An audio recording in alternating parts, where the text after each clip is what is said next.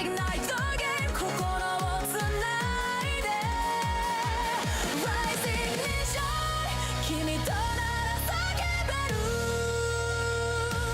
無限より強い bond We shine as one Rise ignition 共鳴する未来揺るぎない flame We ignite the game 果てを越えてゆけ Rise ignition 君となら叫べる永遠より強い bond We shine as one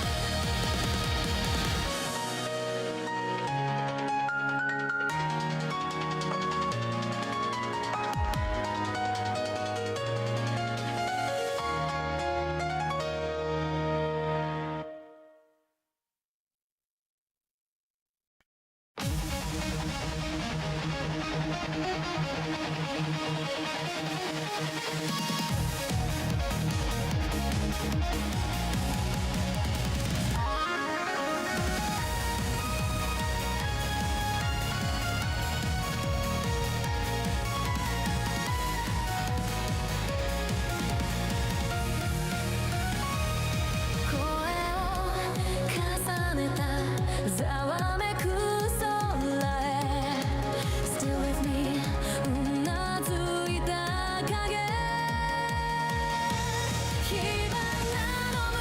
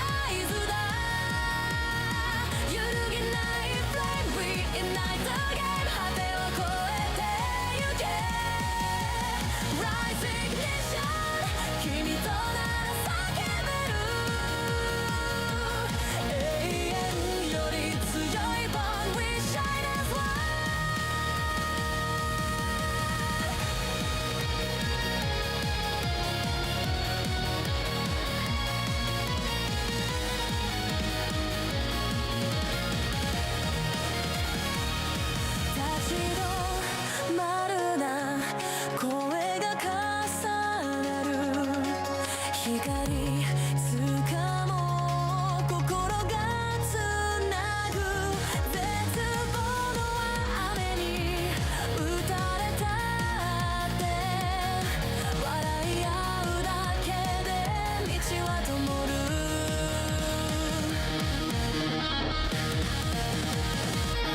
Rising mission 鼓動が合図だ揺るぎない flame we ignite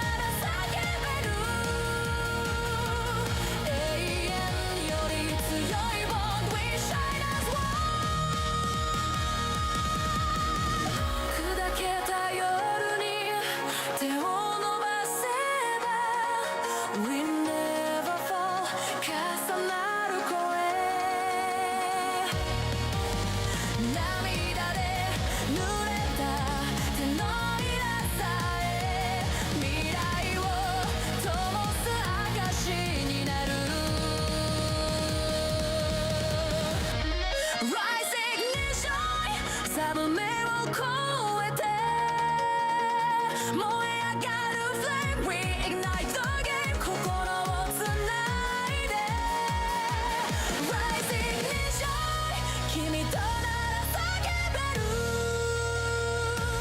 無限より強い Bond We shine as one Rising Nation 共鳴する未来揺るぎない Flame Reignite the Game 果てを越えてゆけ Rising Nation 君となら叫べる永遠より強い Bond We shine as one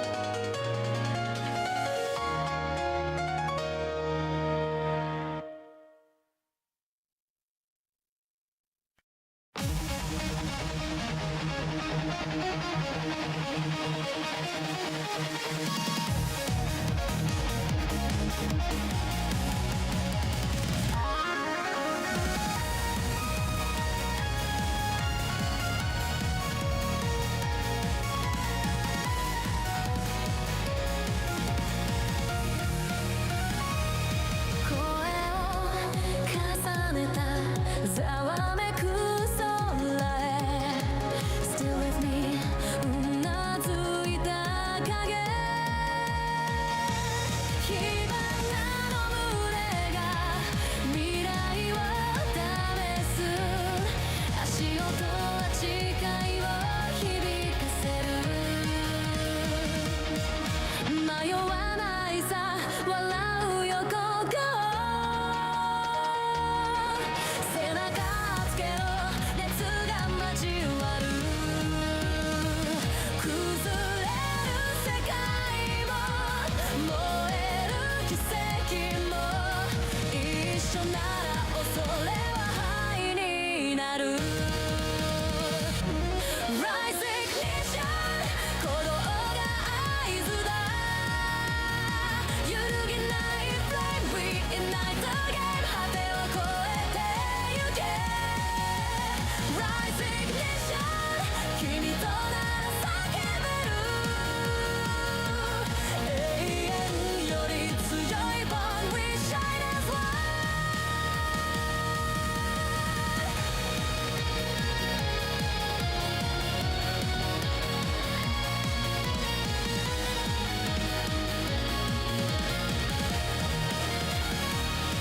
立ち止まるな声が重なる光つかもう心がつなぐ絶望の雨に打たれたって笑い合うだけで道は灯る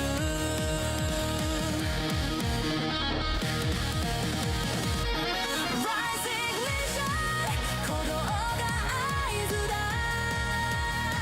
揺るぎない Flame Reignite the Game 果てを越えてゆけ Rising Nation 君となら叫べる永遠より強い Bond We shine as one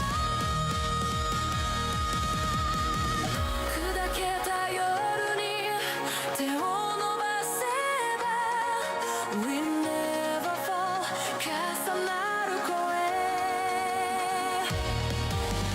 涙で濡れた手のひらさえ未来を灯す証になる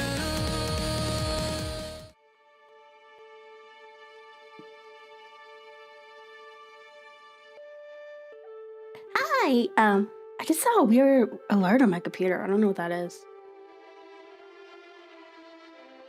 It's gone now. Maybe it's nothing. Anyway, I came back with food. As macaroni salad and tea. Yeah. Okie dokie. Let me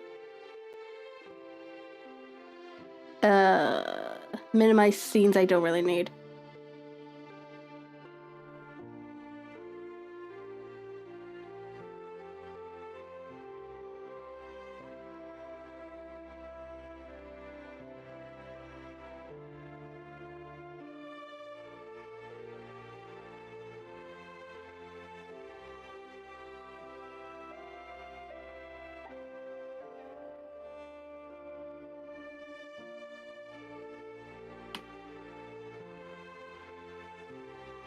Okay, so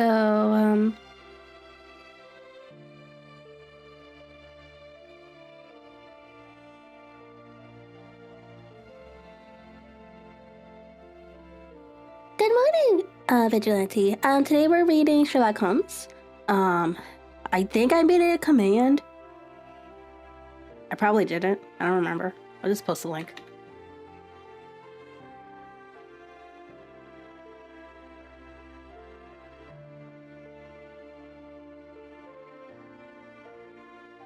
And let me post that on YouTube side too.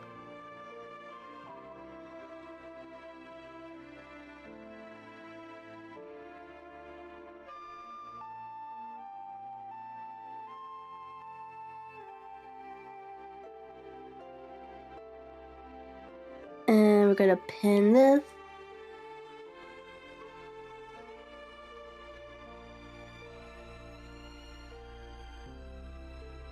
Alright, cool. So both sides should be good now.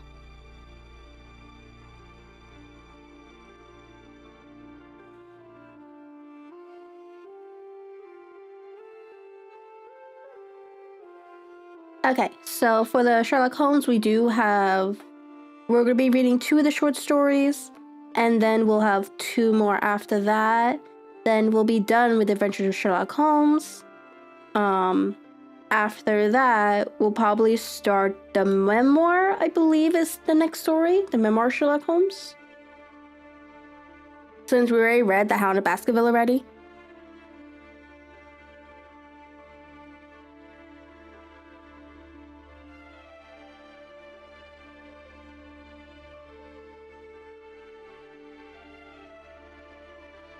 Oh, that tea is hot.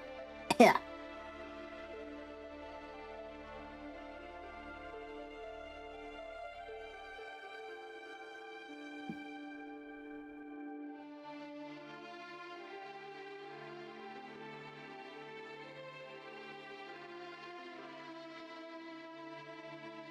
Okay, so we left off at the Spanko Band. With the last short story, pretty much it was about a woman came to visit Sherlock Holmes at Watson. She talked about the story of how her sister died. The weird behavior of the father, stuff like the stepfather, stuff like that. And then turns out that the father had this snake. Yes.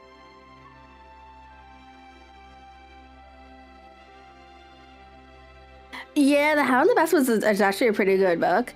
I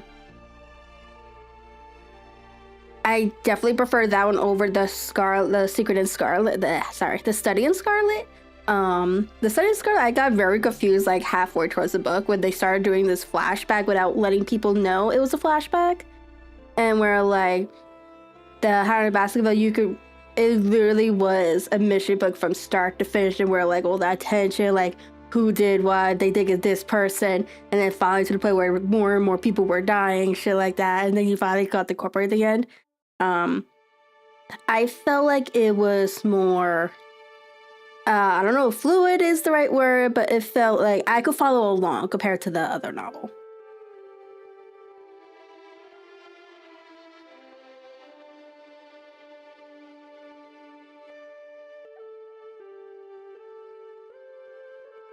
Yeah, but it's definitely one of my favorite stories out of all the novels so far.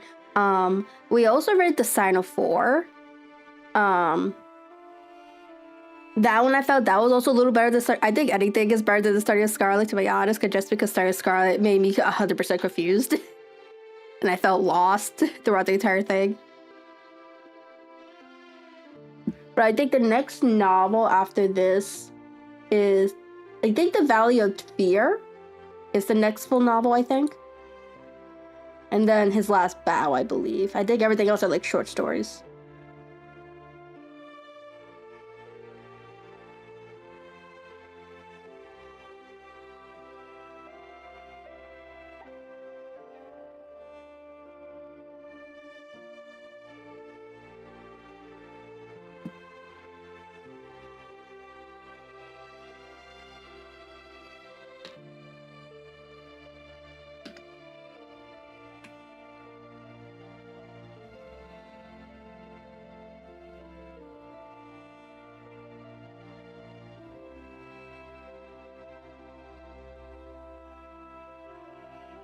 Okay, so the short story we'll be reading today is...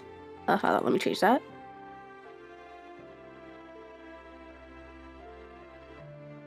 Yeah. Did you stop at where, like...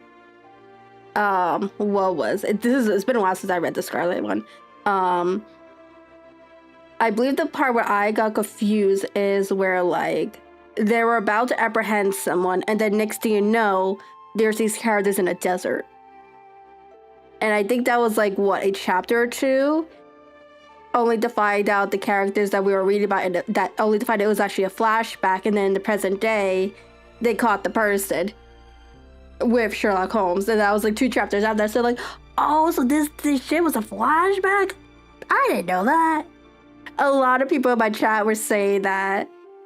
I know a lot of people were saying that they thought I was reading a completely different story. And I said, no, we're still reading Sherlock Holmes.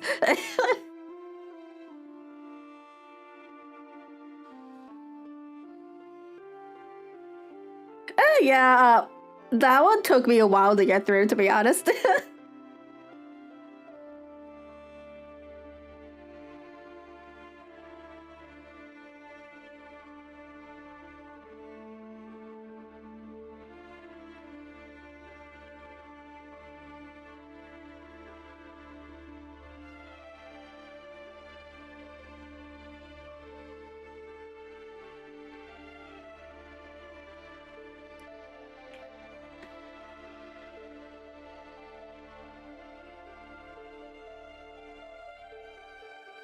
Okay, so this story is called The Adventure of the Engineer's Thumb.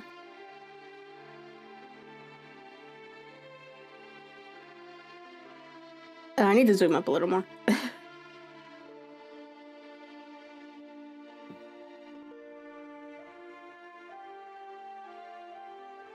Okay. Of all the problems which have been submitted to my friend, Mr. Sherlock Holmes... One moment, guys.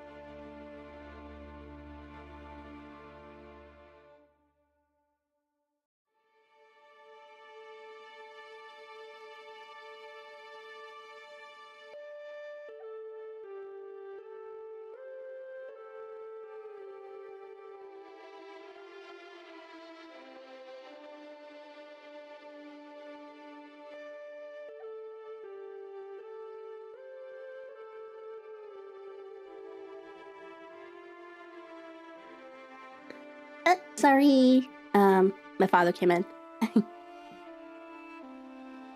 Let me just start over. Of all the problems which have been submitted to my friend, Mr. Sherlock Holmes, for a solution during the years of our intimacy. There were only two which I was the means of introducing to this matter. That of Mr. Arthur Thumbs and that of Colonel Watt-Burton's madness. Of these, the latter may have afforded a finer field for a acute and original observer, but the other was so strange in its inception and so dramatic in its details that it may be the more worthy of being placed upon record. In it, even if it gave my friend fewer openings for those deductive methods of reasoning by which he achieved such remarkable results. The story has, I believe, been told more than once in the newspapers. But, like all such narratives, its effect is much less striking when set forth en bloc in a single half column of print, than when the facts slowly evolve before your own eyes and the mystery clears gradually away as each new discovery furnishes a step which leads on to the complete truth. At the time, the circumstances made a deep impression upon me, and the lapse of 2 years has hardly served to weaken the effect. It was in the summer of '89, not long after my marriage, that the events occurred, which I am now able to summarize. I had returned to civil practice and had finally abandoned Holmes in his Baker Street rooms, although I continually visited him and occasionally even persuaded him to forego his bohemian habits so far as to come and visit us. My practice had steadily increased, and as I happened to live at no very great distance from Paddington Station, I got a few patients from among the officials. One of these, whom I had cured of a painful and lingering disease, was never weary of advertising my virtues and of devouring to send me on every sufferer over whom he might have any influence. Oh, Jesus Christ. One morning, at a little before 7 o'clock, I was awakened by the maid tapping at the door to announce that 2 men had come from Paddington and were waiting in the consulting room. I dressed hurriedly, for I knew by experience that railway cases were seldom trivial, and hastened downstairs. As I descended my old alley, the guard came out of the room, and I closed the door tightly behind him. "I've got him here," he whispered, jerking his thumb over his shoulder. "He's all right." "What is it then?" I asked, for his manner suggested that it was some strange creature which he had caged up in my room. "It's a new patient," he whispered. "I thought I'd bring him round myself. Then he couldn't slip away. There he is, all safe and sound. I must go now, doctor. I have my duties just the same as you." And off he went, the trusty tot, without even giving me time to thank him. I entered my consulting room and found the gentleman seated by the table. He was quietly dressed in a suit of heather, tweed, with a soft cloth cap which he had laid down upon my books. Round one of his hands he had a handkerchief wrapped, which was mullered all over with bloodstains. He was young, more than 25. I should say with a strong masculine face, but he was exceedingly pale and gave me the impression of a man who was suffering from some strong agitation, which it took all his strength of mind to control. "I am sorry to knock you up so early, Doctor," said he, "but I have had a very serious accident during the night. I came in by train this morning, and on acquiring a patent as to where I might find a doctor, a worthy fellow very kindly escorted me here. I gave the maid a card, but I see that she has left it upon the side table." I took it up and glanced at it. "Mr. Victor Hatherley, hydraulic engineer, 15A Victoria Street, 3rd floor." That was the name, style, and abode of my morning visitor. "I regret that I have kept you waiting," said I, sitting down in my library chair. "You are fresh from a night journey, I understand, which is in itself a monotonous occupation." "Oh, my night could not be called monotonous," said he, and he laughed. He laughed very heartily, with a high ringing note, leaning back in his chair and shaking his sides. All my medical instincts rose up against that laugh. "Stop it," I cried. "Pull yourself together." And I poured out some water from a carafe. It was useless, however. It was often one of his hysterical outbursts which came upon a strong nature when some great crisis is over and gone. Presently, he came to himself once more, very weary and pale-looking. "I have been making a fool of myself," he gasped. "Not at all. Drink this." I dashed some brandy into the water, and the color began to come back to his bloodless cheeks. "Oh, that's better," said he. "And now, Doctor, perhaps you would kindly attend to my thumb, or rather to the place where my thumb used to be." He unwound the handkerchief and held out his hand. It gave even my hardiest nerves a shudder to look at it.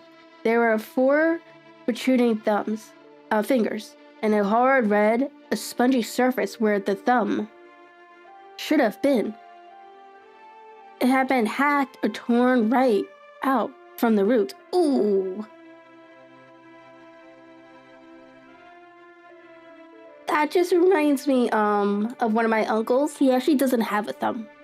I think it had gotten cut off, I think, when he was working on machinery. This was like many years ago. Like, probably most likely before I was born, but this is a story he always liked telling.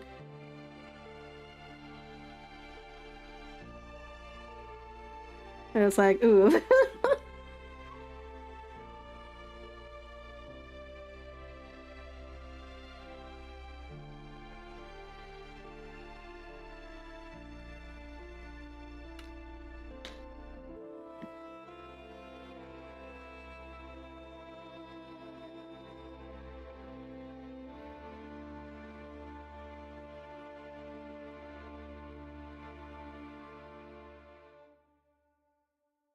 Good heavens, I cried. This is a terrible injury.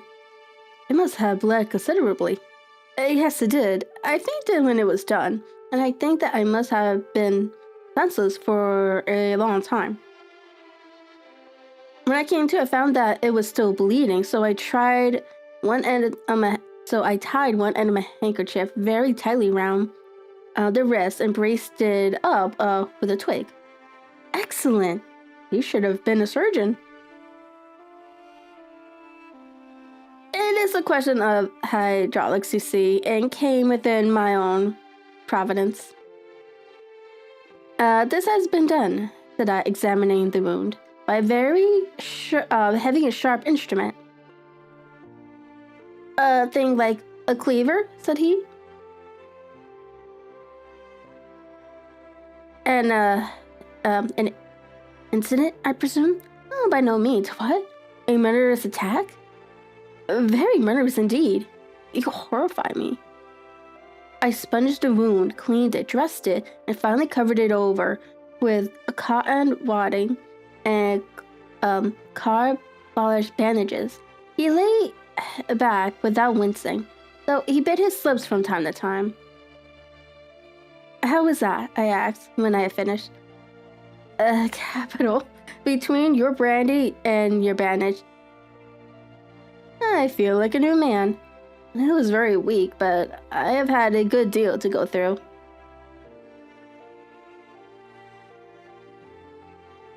Perhaps you had better not speak of the matter. It is undoubtedly trying to your nerves.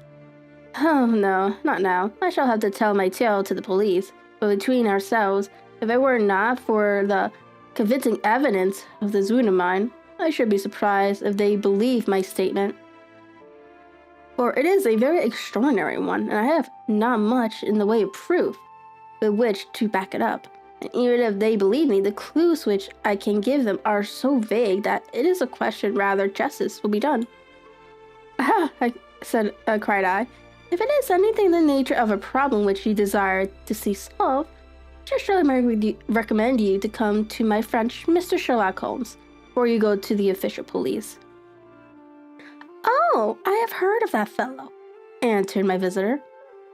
And I should be very grateful if he would take the matter up, though of course I must use the official police as well. Would you give me an introduction to him? I'll do better. I'll take you round to him myself. I should be immensely obliged to you. We'll call a cab and go together.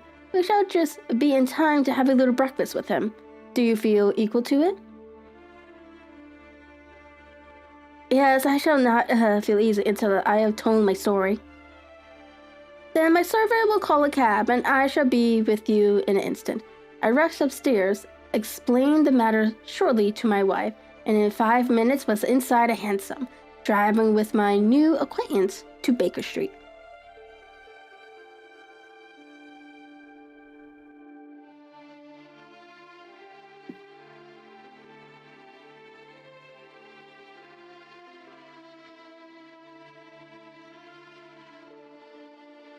Sherlock Holmes was, I expected, lounging about his sitting room in his dressing gown, reading that agony column of the Times, and smoking his before-breakfast pipe, which has composed of all the plugs and dowdles left from his smokes of the day before, all carefully dried and collected on the corner of the mantelpiece. He received us in his quietly general fashion, ordered fresh rashers and eggs, and joined us in a hearty meal. When it was concluded, he settled our new acquaintance upon the sofa, placed a pillow beneath his head, and laid a glass of brandy and water within his reach.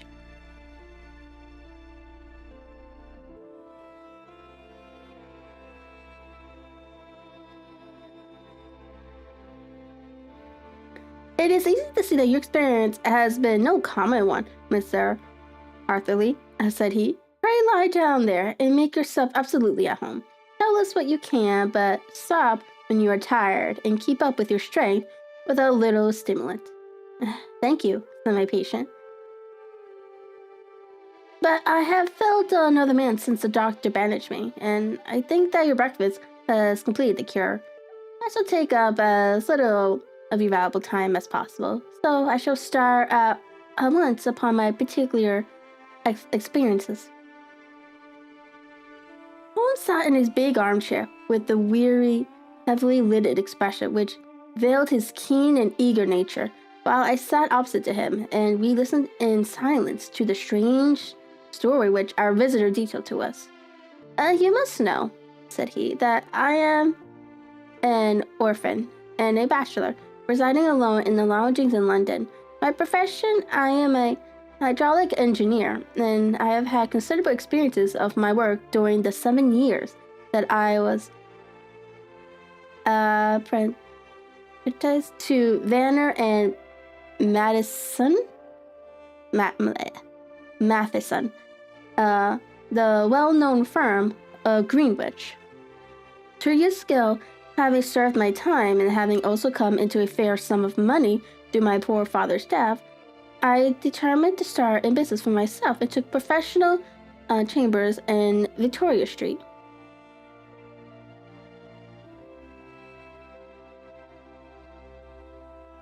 I suppose that everyone finds his first independent start in business a dreary experience. To me, it has been exceptionally so.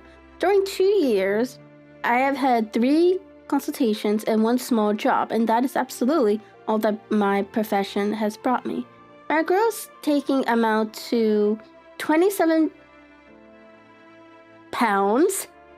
10, I'm assuming as a shillings, I keep forgetting, every day from 9 in the morning until 4 in the afternoon, I waited in my little den until at last my heart began to sink, and I came to the belief that I should never have any practice at all. Yesterday, however, just as I was thinking of leaving the office, my clerk entered to say there was a gentleman waiting who wished to see me upon business. He brought up a card too, with the name Conan Lanster Stark engraved upon it.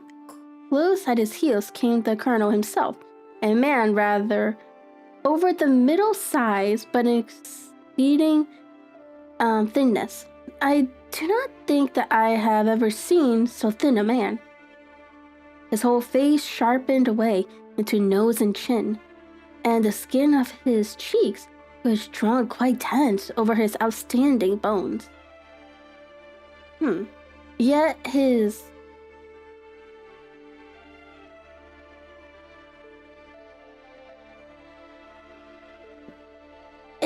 emaciation seemed to be his natural habit, and due to no disease, for his eyes was bright, his step brisk, and his bearing assured. He was plainly but neatly dressed, and his age, I should judge, would be nearer 40 than 30. Mr. Hartherley, said he, with something of a German accent, you have been recommended to me, Mr. Hartherley, as being a man who is not only efficient in his profession, but is also discreet and capable of preserving a secret.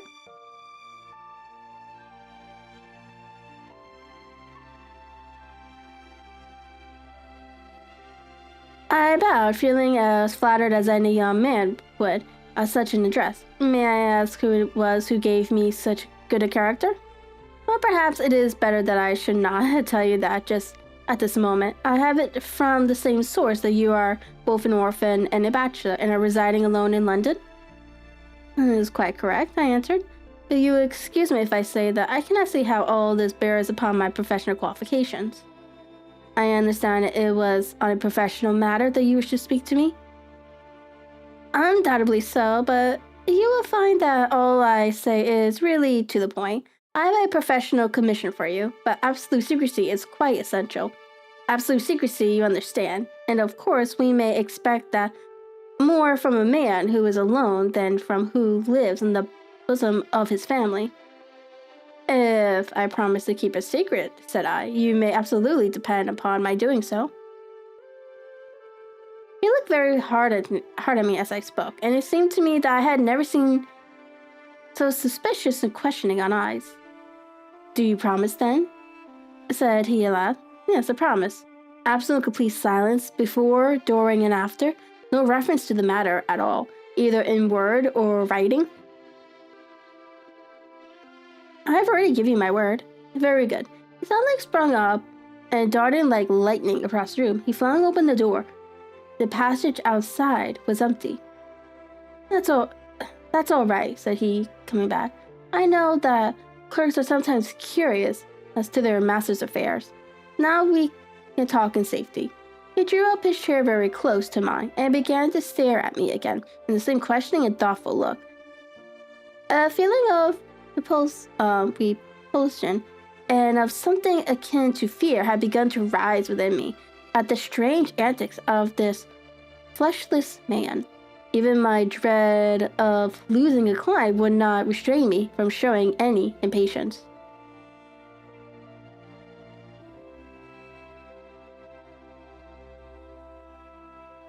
I beg that you will state your business, sir, said I. My time is of value. Heavens forgive me for that last sentence, but the words came out to my lips.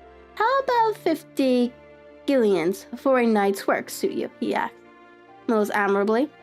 I say a night's work, but an hour would be nearer the mark. I simply want your opinion about a hydraulic stamping machine which has gone out of gear. If you show us what is wrong, we shall soon set it right ourselves. What do you think of such a commission as that? The work appears to be light in the pay. Magnificent. Precisely so. We shall want you to come tonight by the last train. Where to? The Ilford and Berkshire. It is a little place near the borders of Oxfordshire and within 7 miles of Reading. There is a train for Paddington which would bring you there at about 11:15. Very good. I shall come down in the carriage to meet you. There's a drive then? Yes, our little place is quite out in the country. It is a good 7 miles from Iceford Station. Then we can hardly get there before midnight. I suppose there would be no chance of a train back. I should be compelled to stop the night. Yes, we could give you a shakedown.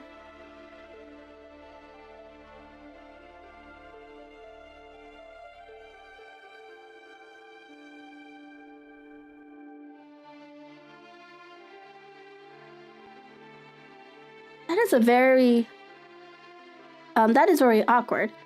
Could I not come at a more convenient hour? We have judged it is best that you should come late.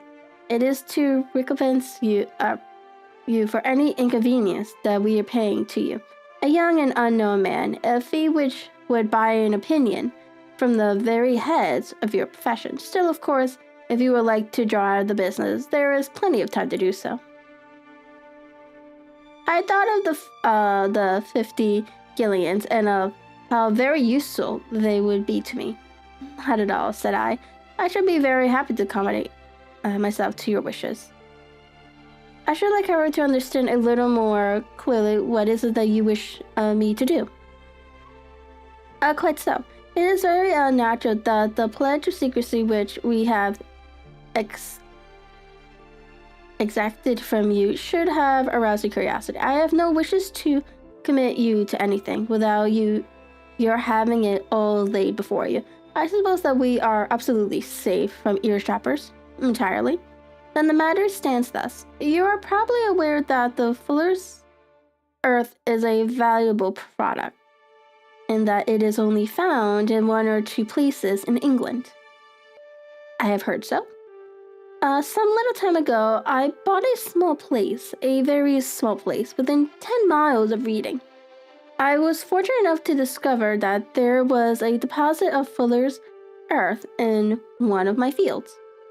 On examining it, however, I found that this deposit was a comparatively small one, and that it formed a link between 2 very much larger ones upon the right and left. Both of them, however, in the grounds of my neighbors. These good people were absolutely ignorant that their land contained that which was quite as valuable as a gold mine. Naturally, it was to my interest to buy their lands before they discovered its true value, but unfortunately, I had no capital by which I could do this. I took a few of my friends into secret, however, and they suggested that we should quietly and secretly work our own little deposit, and that in this way, we could earn the money which would enable us to buy the neighboring fields. This we have now been doing for some time, and in order to help us in our operations, we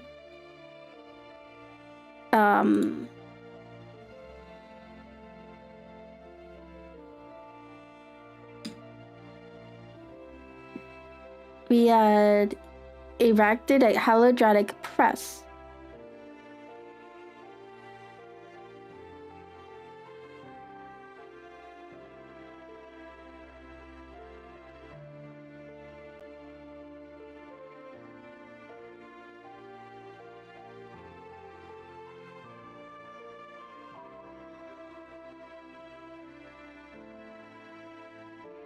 Okay, sorry about his line already. I was about to ban that one.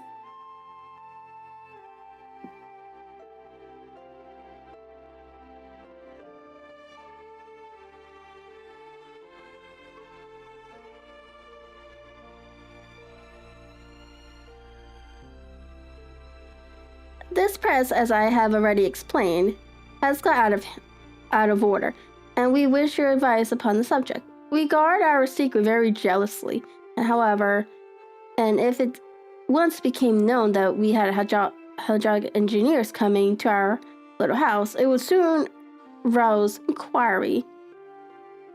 And then if the facts came out, it would be a goodbye to any chances of getting these fields and carrying out our plans.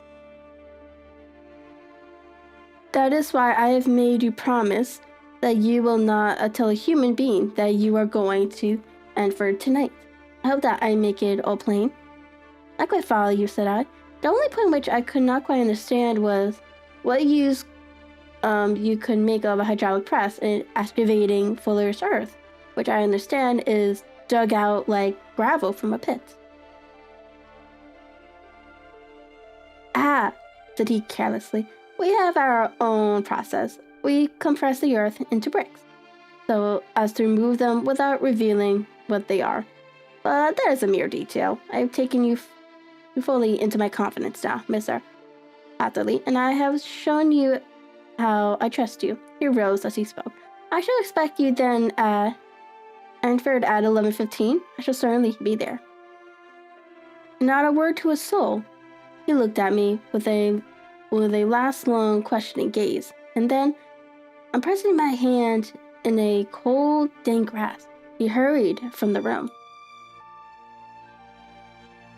Well, then I came to think it all over in a cool blood. I was very much astounded, as you may both think, at this sudden commission which had been entrusted to me. On the one hand, of course, I was glad, for the fee was at least tenfold what I should have asked, had I set a price upon my own services, and it was possible that this order might lead to other ones. On the other hand, the face and manner of my patron had made an unpleasant impression upon me, and I could not think that his explanation of the Fuller's Earth was sufficient to explain the necessity for my coming at midnight, and his extreme anxiety lest I should tell anyone of my errand. However, I threw all fears to the wind, ate a hearty supper, drove to Paddington, and started off, having obeyed to the letter the injunction as to holding my tongue. At Reading, I had to change not only my carriage, but my station. However, I was in time for the last train to Erford, and I reached the little dim-lit station after 11 o'clock. I was the only passenger who got out there, and there was no one upon the platform save a single sleeping porter with a lantern. As I passed out through the wicket gate, however, I found my acquaintance of the morning waiting in the shadow upon the other side. Without a word, he grasped my arm and hurried me into the carriage, the door of which was standing open. He drew up the windows on either side, tapping on the woodwork, and away we went as fast as the horse could go.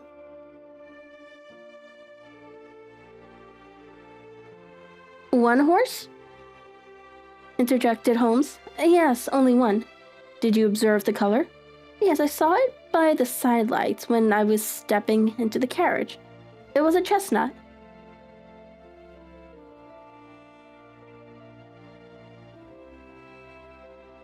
Dad, hello, how are you?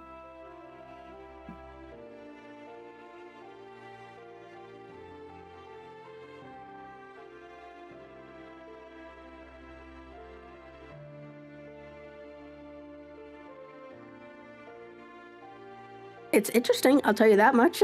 I'm a little worried how he got his finger cut off, though.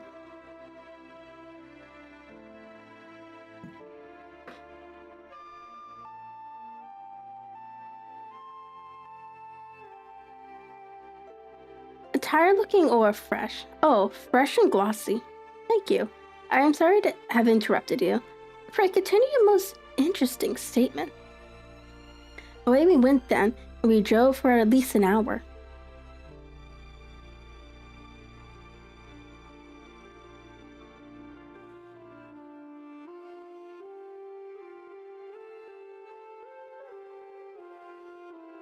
I'm doing well. Oh, you should be in bed. It's like 7 in the morning for me.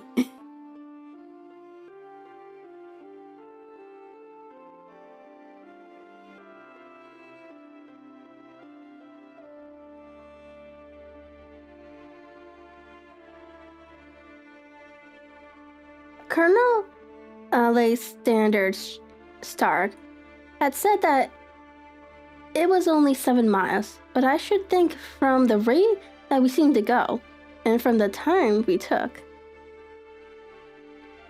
Ah, gotcha. That it must have been near 12. He sat at my side in silence all the time, and I was aware more than once when I glanced in his direction that he was looking at me with great intensity. The country roads seemed to be The country roads seemed to be not very good in that part of the world, for we lurched and jolted terribly. That just sounds like a typical countryside where the roads aren't even. I tried to look out the window to see something where we were, but they were made of frosted glass, and I could make out nothing save the occasional bright blur of a passing light. Now and then, I hazarded some remark to break the monotony of the journey, but the colonel answered only in monosyllabus, and that the conversation soon flagged. At least, however, the bumping of the road was exchanged for the crisp smoothness of gravel drive, and the carriage came to a stand. Colonel Lysander Stark sprung out, and as I followed after him, pulled me swiftly into a porch, which gaped in front of us. We stepped, as it were, right out of the carriage and into the hall, so that I failed to cast the most fleeting glance of the front of the house. The instant that I had crossed the threshold, the door slammed heavily behind us, and I heard faintly the rattling of the wheels as the carriage drove away. It was pitch dark inside the house, and the colonel fumbled about looking for matches and muttering under his breath. Suddenly, a door opened at the other end of the passage, and a long golden bar of light shot out in our direction. It grew broader, and a woman appeared with a lamp in her hand, which she held above her head, pushing her face towards and peering at us. I could see that she was pretty, and from the gloss with which the light shone upon her dark dress, I knew that it was a rich material. She spoke a few words in a foreign tongue, in a tone as though asking a question, and when my companion answered in a gruff monosyllable, she gave such a start that the lamp nearly fell from her hand. Colonel Stark went up to her, whispered something in her ear, and then pushed her back into the room from whence she had come. He walked towards me again, with the lamp in his hand. Perhaps you'll have the kindness to wait in this room for a few minutes," said he, throwing open another door. It was a quiet little plainly furnished room, with a round table in the center, on which several German books were scattered. Colonel Stark laid down the lamp on the top of a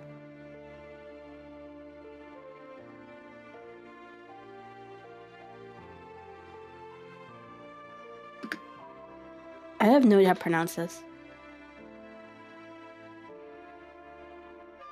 Harmonium love Google. Harmonium besides the bed. What is a harmonium?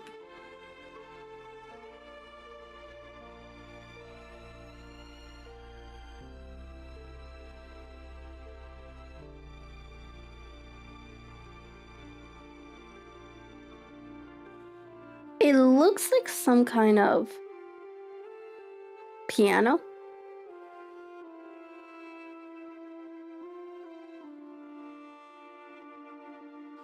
A tiny one. Okay, so he laid the lamp on top of the harmonium beside the door. I should not keep you waiting, Henan said he, and vanished into the darkness. I glanced at the books upon the table, and in spite of my ignorance of German, I could see that two of them were a treat. A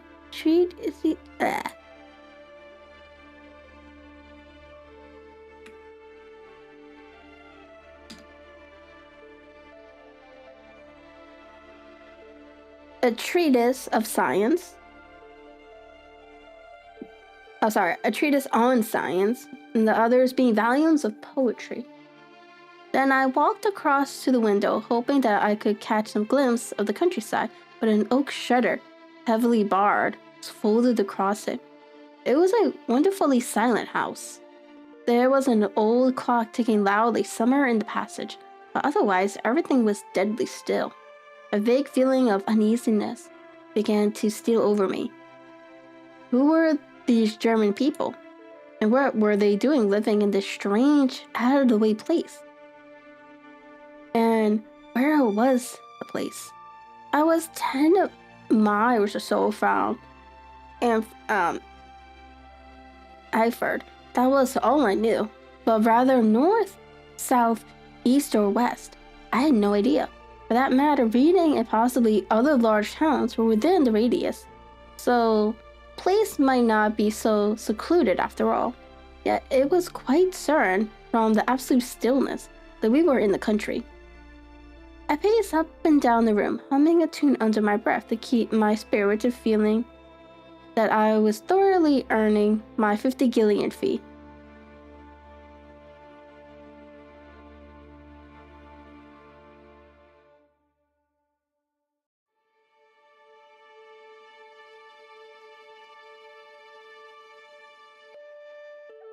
Suddenly, without any preliminary sound, in the midst of the utter stillness, the door of my room swung slowly open. A woman was standing in the aperture, and then the darkness of the hall behind her, the yellow light from my lamp beating upon her eager and beautiful face. I could see at a glance that she was sick with fear, and the sight sent a chill to my own heart. She held up one shaky finger to warn me to be silent, and she shot a few words of broken English at me, her eyes glancing back like those of a frightened horse, into the gloom behind her. I would go, said she, trying hard as it seemed to me to speak calmly. I would go. I should not stay here. There is no good for you to do. But madam, said I have not yet done what I have come for. I can't possibly leave until I have seen the machine.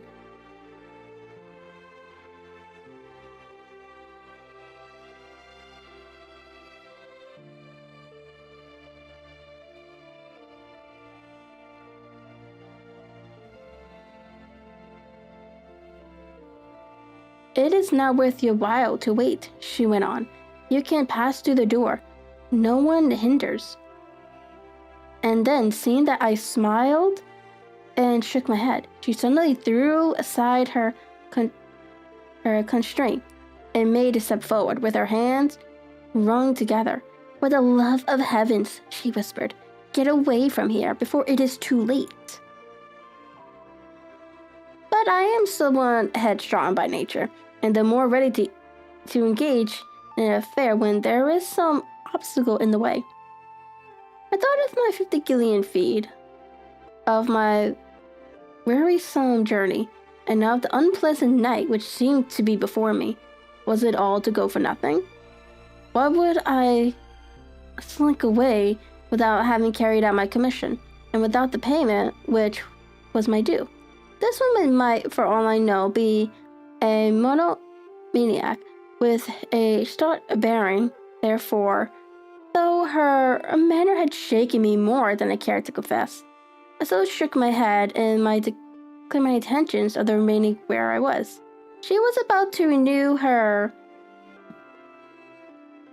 Ooh, okay.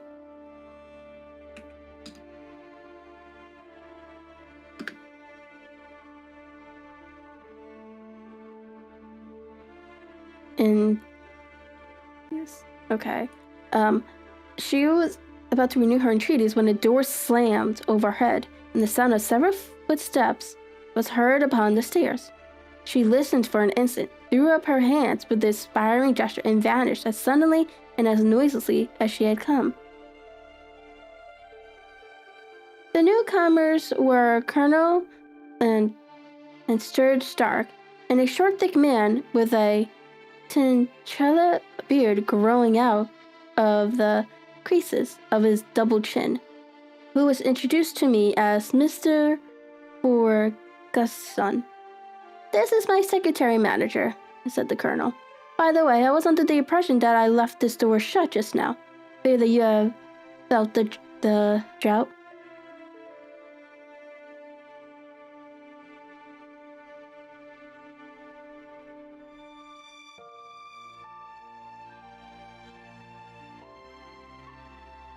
"On the contrary," said I. "I opened the door myself because I felt the room to be a little, close." He shot one suspicious looks at me. "Perhaps we had better proceed to business then," said he. "Mr. Ferguson and I will take you up to see the machine."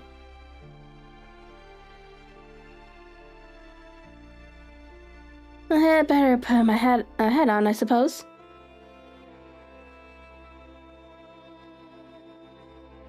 "Oh no, it is in the house."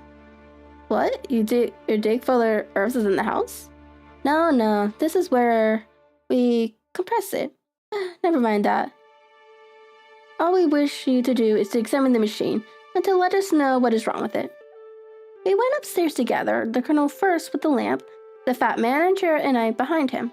It was a labyrinth of the old house, with corridors, passages, narrow, winding staircases.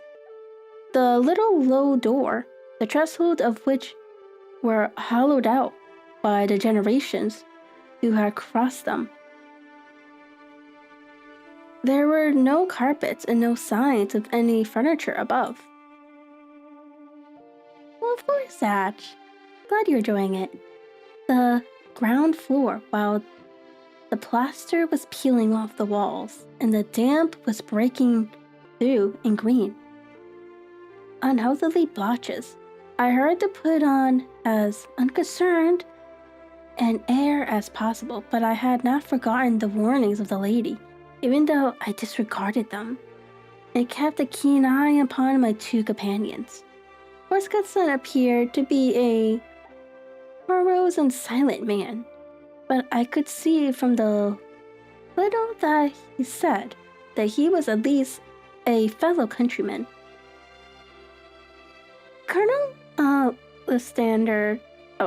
Lysander Stark stopped at last before a low door, which he unlocked.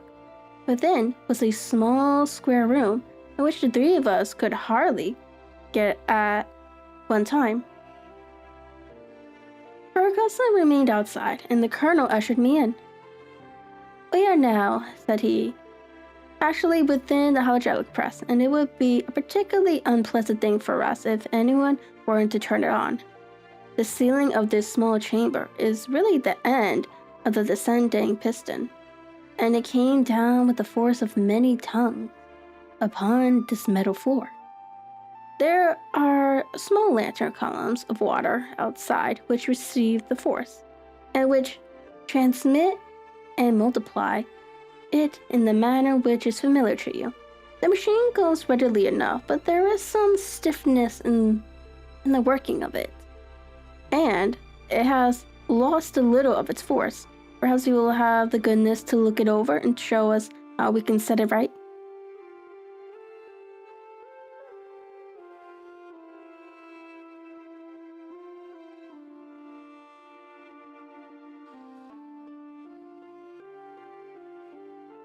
I took the lamp from him, and I examined the machine very thoroughly. It was indeed a gigantic one, and capable of exercising enormous pressure. When I pressed the outside, however, and pressed down the levers which controlled it, I knew at once by the whistling sound that there was a slight leakage, which allowed a regurgitation of water through one of the side cylinders. An examination showed that one of the inner rubber bands, which was round the head of a driving rod, had shrunk so as not quite to fill the socket along which it worked. This was clearly the cause of the loss of power, and I pointed it out to my companions, who followed my remarks very carefully and asked several particular questions as to how they should proceed to set it right. When I had made it clear to them, I returned to the main chamber of the machine, took a good look, and to satisfy my own curiosity.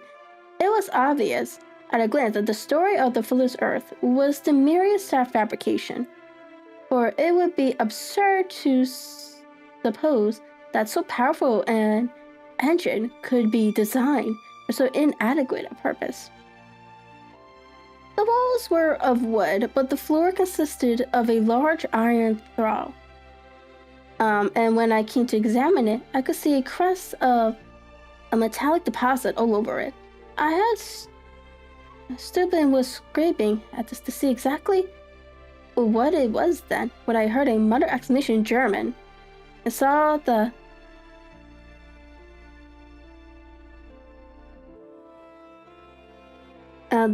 cavernous face of the colonel looking down at me. "What are you doing there?" he asked. I felt angry at having been tricked by so elaborate a story, at that which he had told me. "How's the matter your Fuller's Earth?" said I. "I think that I should be better able to advise you as to your machine, if I knew what the exact purpose was for which it was used."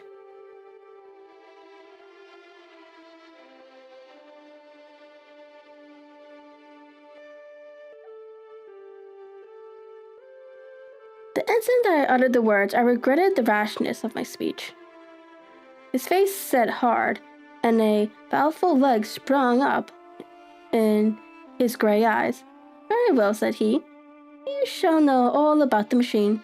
He took a step backwards, slammed the little door, and turned the key in the lock. I rushed towards it and pulled at the handle, but it was quite secure and did not give in the least to my kicks and shoves. "Hello," I yelled. "Hello, Colonel, let me out."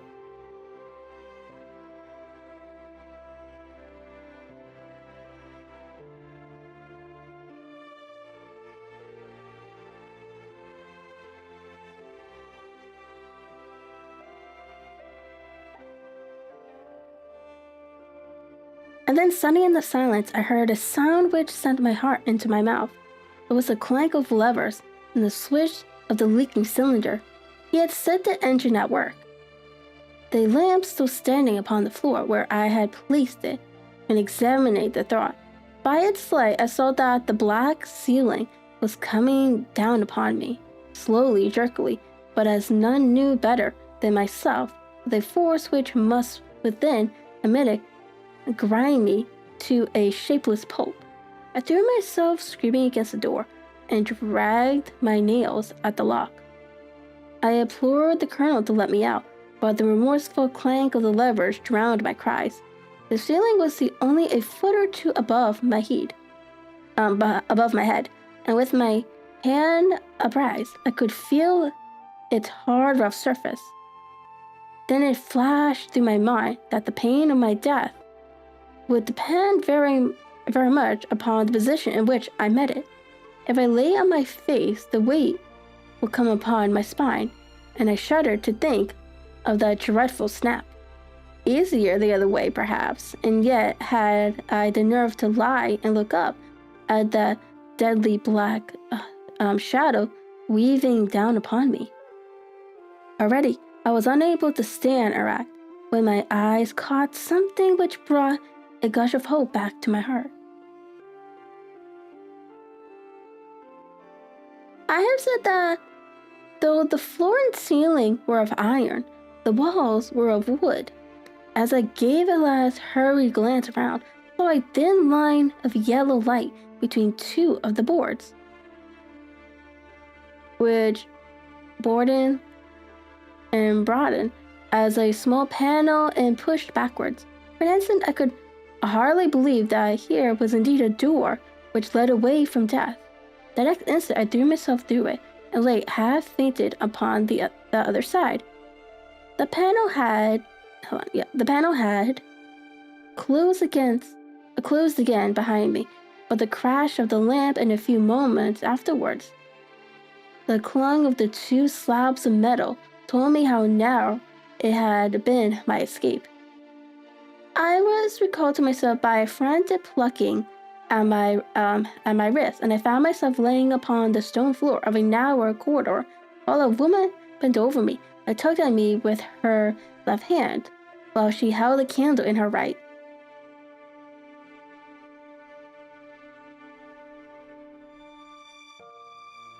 So the woman is trying to help him. Okay.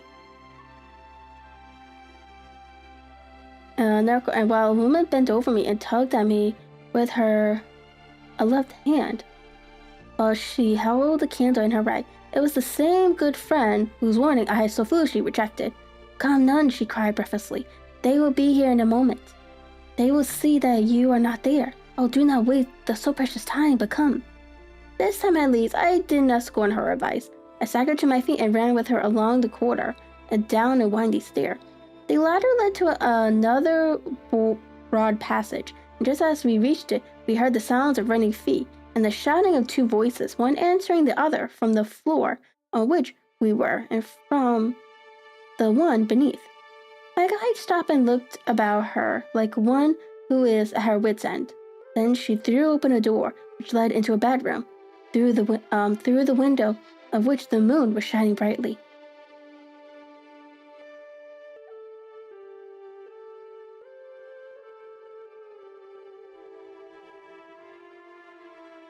"It is your only chance," said she. "It is high, but it may be that you could jump it." As she spoke, a light sprung into view at the further end of the passage, and I saw the lean figure of Colonel Astatus Stark rushing forward, the lantern in one hand and a weapon like a butcher's cleaver in the other. I rushed across the bedroom, flung open the window, and looked out. How quiet and sweet the gardens look in the moonlight. And it could not be more than 30 feet down. I clambered out until the sill, but I hesitated to jump until I should have heard what passed between my savior and the ruffian who pursued me. If she were ill-used, that at any risk, I was determined to go back to her assistance.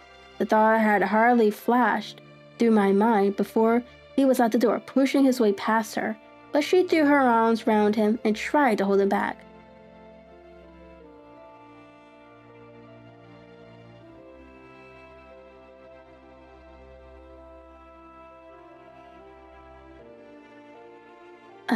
She said, Fritz, she cried in English.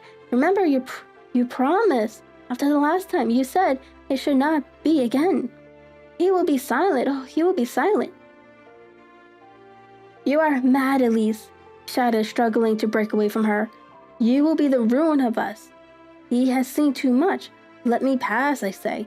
He dashed her to one side and rushed to the window, cut at me with his heavy weapon. I had let myself go and was hanging by the hands to the sills when his blow fell. I was conscious of the dull pain. My grip loosened and I fell into the garden below. Ooh.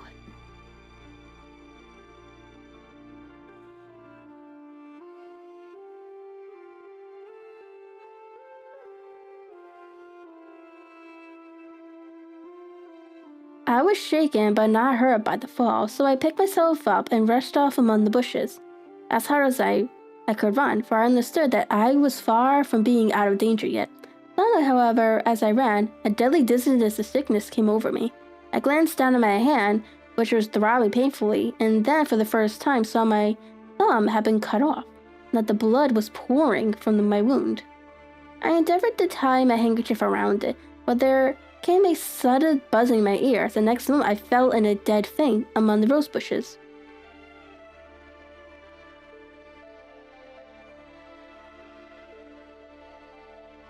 How long I remained unconscious, I cannot tell. It must have been a very long time, for the moon had sunk and a bright morning was breaking when I came to myself. My clothes were all sodden with dew, and my coat and sleeves were drenched with blood. From my wounded thumb, the smarting of it recalled in an instant all the particularities of my night's adventure, and I sprung to my feet with the feeling that I might hardly yet be saved from my pursuers. But to my astonishment, when I came to look around me, neither house nor garden were to be seen. I had been lying in an angle of the hedge close by the high road, and just a little lower down was a long building which proved upon my approaching it to be the very station at which I had arrived upon the previous night. Were it not for the ugly wound upon my hand that had passed during those dreadful hours, I had been an evil dream. Could someone move him?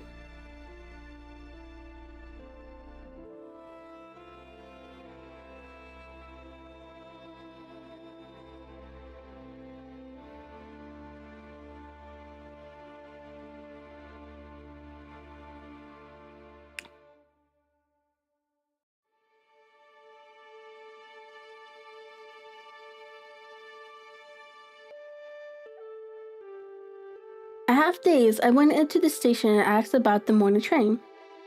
There would be one to Reading in less than an hour. Some porter was on duty. I found he had been there when I arrived. I inquired of him whether he had ever heard of Colonel Lysander Stark. The name was strange to him. Had he observed the carriage the night before waiting for me? No, he had not. Was there a police station anywhere near? There was one about 3 miles off. It was too far for me to go weak and ill, as I was. I determined to wait until I got back to town before telling my story to the police. It was a little past 6 when I arrived, so I went first to have my wound dressed, and then the doctor was kind enough to bring me along here. I put the case into your hands and shall do exactly what you advise. We both sat in silence for some little time after listening to this extraordinary narrative. Then Sherlock Holmes pulled down from the shelf one of the ponderous commonplace books in which he placed his cuttings.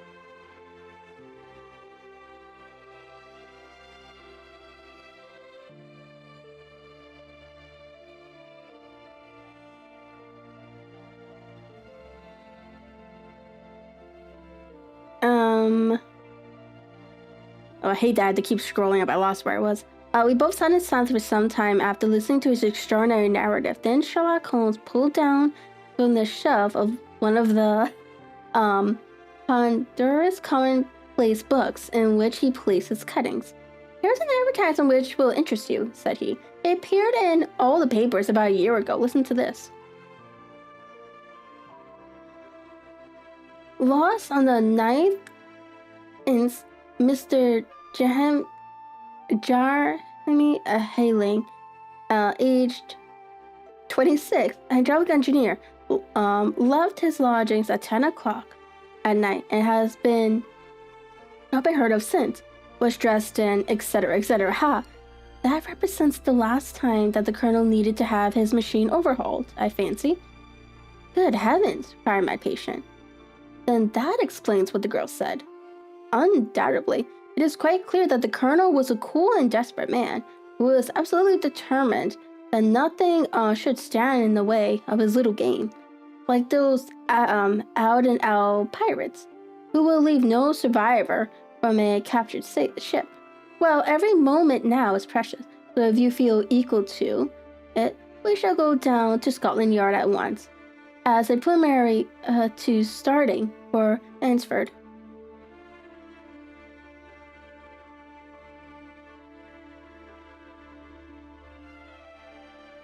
Some 3 hours or so afterwards, we were all in a train together, bound from Reading to the little Berkshire village.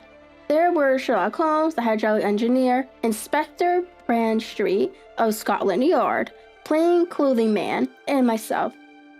Bradstreet had spread an ordnance map of the country out upon the seat and was busy with his compass drawing a circle with Antford for its center. "There you are," said he. "The circle is drawn at a radius of 10 miles from the village. The place we want must be somewhere near that line." "You said about 10 miles, I think, sir?" "It was about an hour's good drive."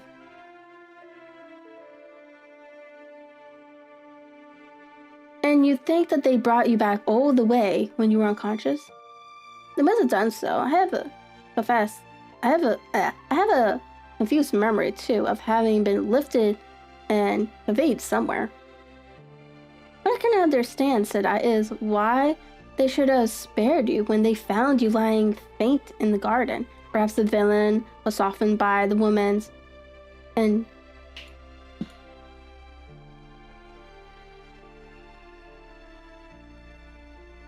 by the woman's entreaties." "I hardly think that's likely. I never saw a more exorable face in my life." "Oh, we shall soon clear up all that," said Bradstreet. "Well, I have drawn my circles, and I only wish I knew at what point upon it the folk that we are in search of are to be found." "I think I should lay my finger on it," said Holmes quietly. "Really now," cried the inspector, "you have formed your opinion? Come now, we shall see who agrees with you. I say it is south, for the country is more deserted there." "And I say east," said my patient. "I am for west," remarked the plainclothes man. "There are several quiet little villages up there." "And I am for north," said I, "because there are no hills there, and our friend says that he did not notice the carriage go up any." "Come," cried the inspector, laughing, "it's a very pretty diversity of opinions. We have boxed the compass among us. Who do you give your casting vote to?" "You are all wrong." "We can't all be wrong." "Oh yes, you can. That is my point." He placed his finger in the center of the circle. "This is where we shall find them." "But the 20-mile drive," gasped heartily. 6 out and 6 back. Nothing simpler. You say yourself that the horse was fresh and glossy when you got it. How could it be that if it had gone 20 miles over heavy roads?" "Indeed, it is a likely ruse enough," observed Bradstreet thoughtfully. "Of course, there could be no doubt as to the nature of this gang." "Not at all," said Holmes. "You are pointers on a large scale. I have used the machine to form the amalgam which has taken the place of silver. We have known for some time that a clever gang was at work," said the inspector. "They have been turning out half crowns by the thousands. We even traced them as far as Reading, but we could get no further, for they had covered their traces in a way that showed that they were very old hands. But now, thanks to this lucky chance, I think we have got them right enough." But the inspector was mistaken, for those criminals were not destined to fall into the hands of justice. As we rolled into Antwerp station, we saw a gigantic column of smoke which streamed up from behind a small clump of trees in the neighborhood. It hung like an immense ostrich feather over the landscape. "A house on fire?" asked Bradstreet as the train steamed off again on its way. "Yes, sir," said the station master. "When did it break out?" "I heard that it was during the night, sir, but it has gone worse, and the whole place is in a blaze." Uh-oh.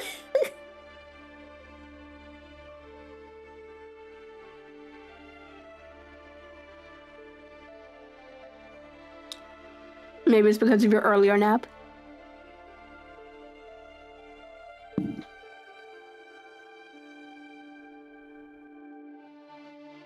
That is true.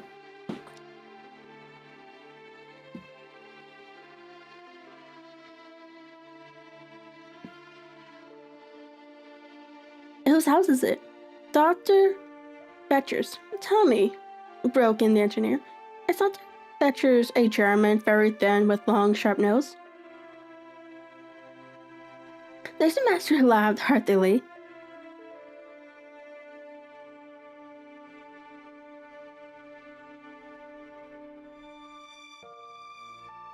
No, sir. Dr. Fetcher is an Englishman. There isn't a man in a purse who had a better lined waistcoat.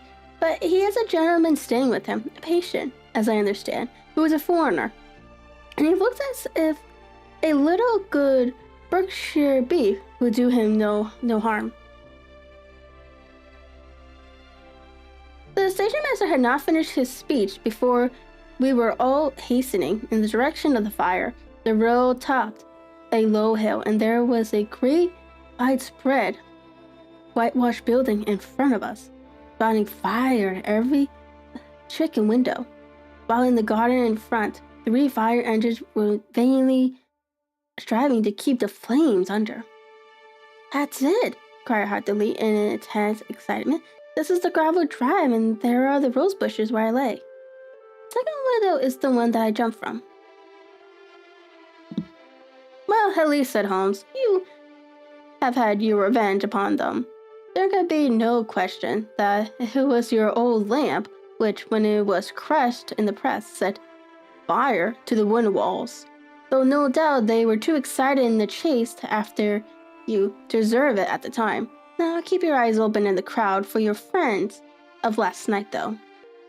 I very much fear that they are a good 100 miles off by now."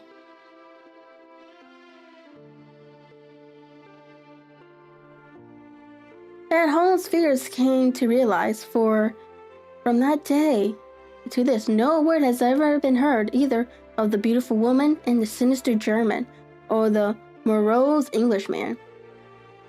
Early that morning, a peasant had met a car containing several people and some very bulky boxes driving rapidly in the direction of Reading, but their all traces of the fugitive disappeared, and even Holmes in reality failed ever to discover the least clue as to their whereabouts. The firemen had been much perturbed at the strange arrangements which they had found within, and still more so by discovering a newly severed human thumb upon a windowsill of the second floor. About sunset, however, their efforts were at last successful, and they subdued the flames, but not before the roof had fallen in, and the whole place been reduced to much absolute ruin, that save some twisted chandelier and iron piping, not a trace remained of the machinery which had cost our unfortunate acquaintance so dearly. Large masses of nickel and of tin were discovered stored in an outhouse, but no coins were to be found, which may have explained the presence of those bulky boxes, which have been already referred to. How our hydraulic engineer had been conveyed from the garden to the spot where he recovered his senses might have remained forever a mystery, were it not for the soft mold which told us a very plain tale. He had evidently been carried down by 2 people, one of whom had remarkably small feet and the other unusually large ones. On the whole, it was most probable that the silent Englishman, being less bold or less murderous than his companion, had assisted the woman to bear the unconscious man out of the way of danger. "Well," said the engineer ruefully, as we took our seats to return once more to London, "it's been a pretty business for me. I have lost my thumb, and I have lost a 50 guillion fee." "And what have I gained? Experience," said Holmes, laughing. "Indirectly, it may be of value, you know. You have only to put it into words. to gain their reputation of being excellent company for the remainder of your existence. And that is the end of that story. That was very interesting. Oh my god. He could have got himself killed.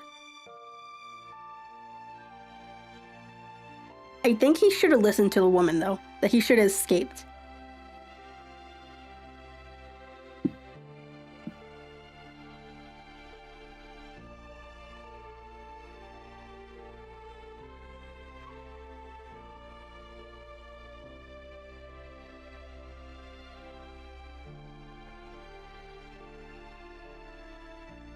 Yeah. Let me eat a little more of my macaroni salad, and then we can read the next story.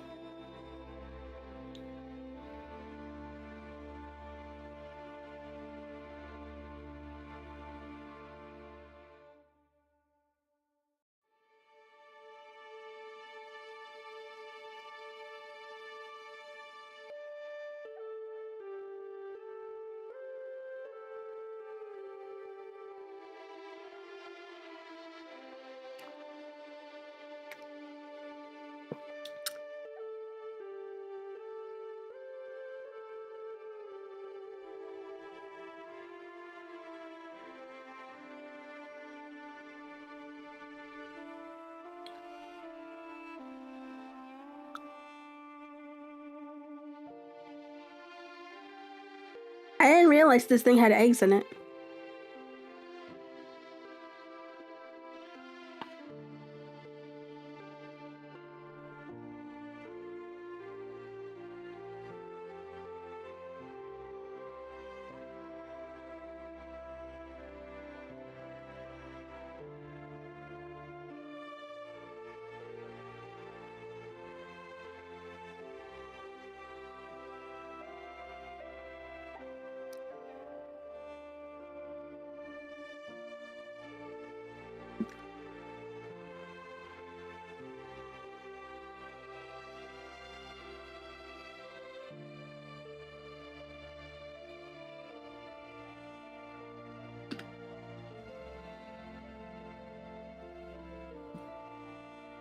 It's not bad. My dad got the Weiss one, the normal one, so it has like eggs, it has macaroni. The sauce is light, so it's not heavy like most of them are, because I'm very picky.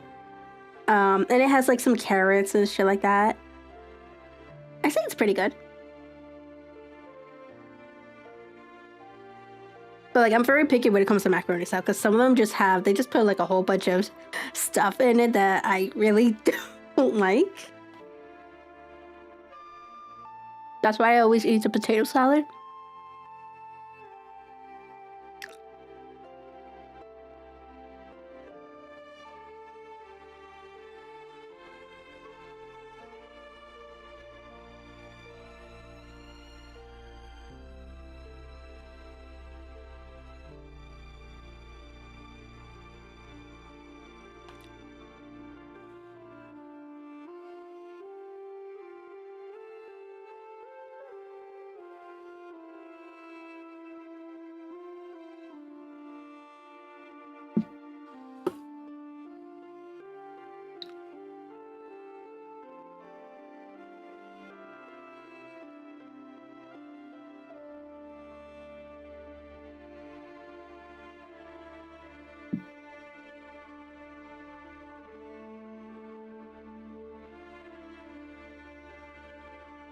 Okay, so this is the next story.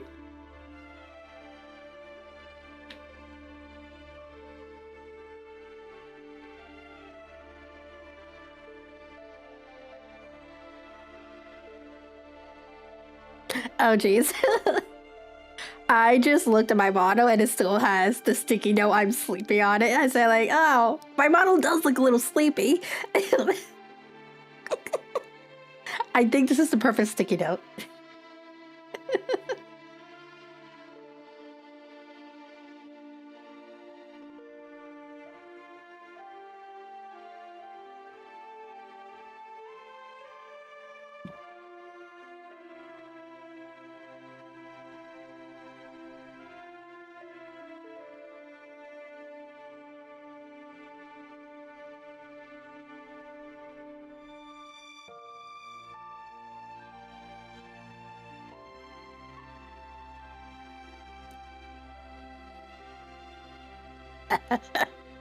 I thought it would be cute for a reading.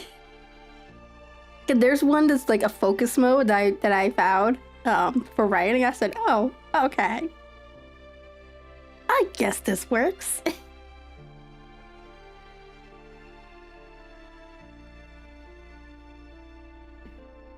Okay, so the next story is The Adventure of the Noble Bachelor. Ooh.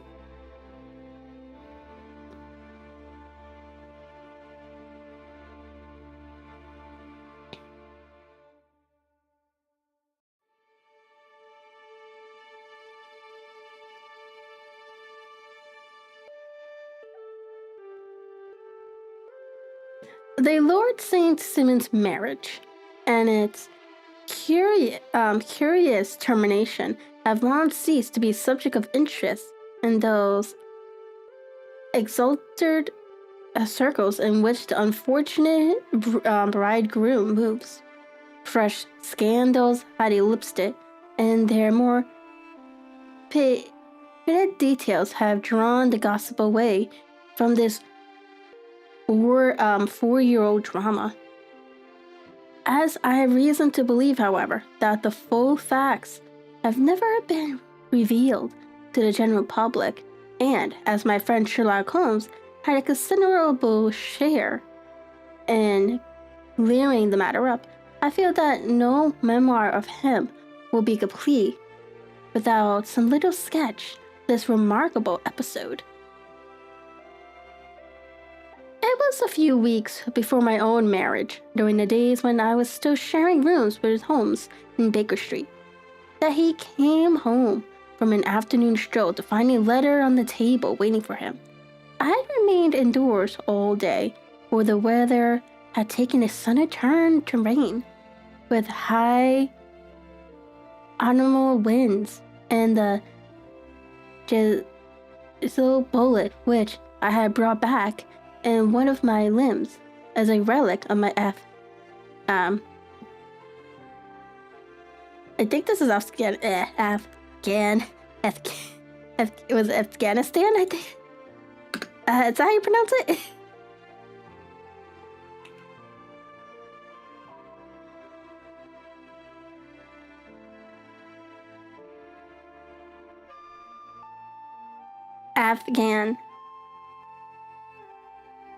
My Afghan campaign throbbed with a dull persistence, with my body in one easy chair and my leg upon another.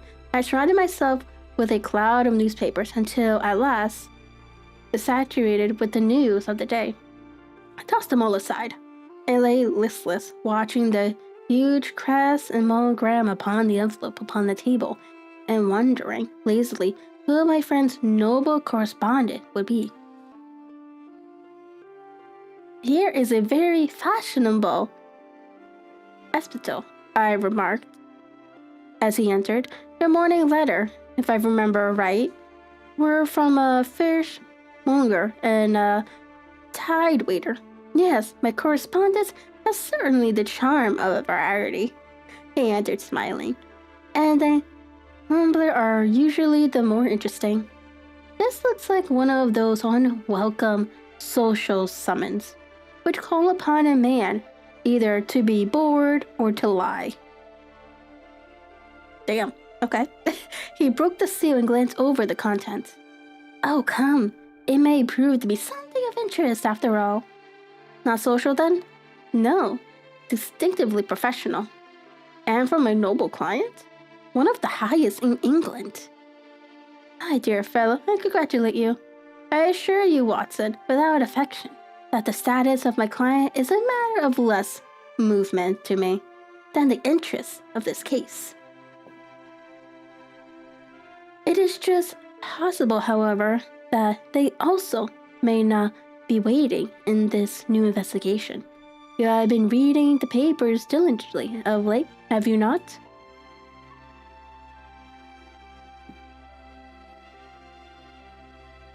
It looks like it, said I ruefully, pointing to a huge bundle in the corner. I have had nothing else to do. It is fortunate for you, will perhaps be able to post me up. I read nothing except the criminal news and the agony column. Okay, they keep mentioning the agony column. What is that?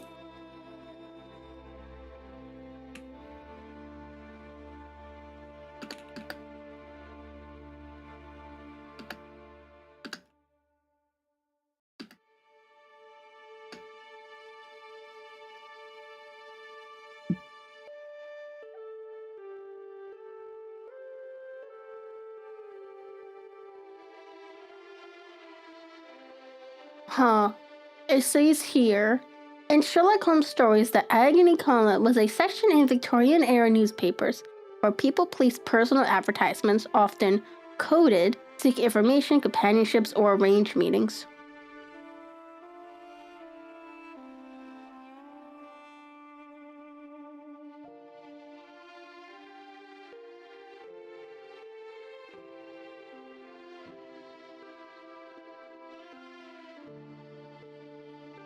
So I guess that's kind of like, those sections where people are posting job requests or something like that.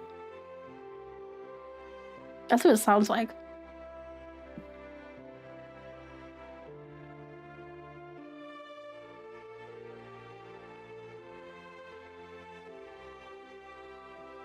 Anyway, let me read that. It is fortunate for you will perhaps be able to post me up. I read nothing except the criminal news and the agony column. The letter is always instructive.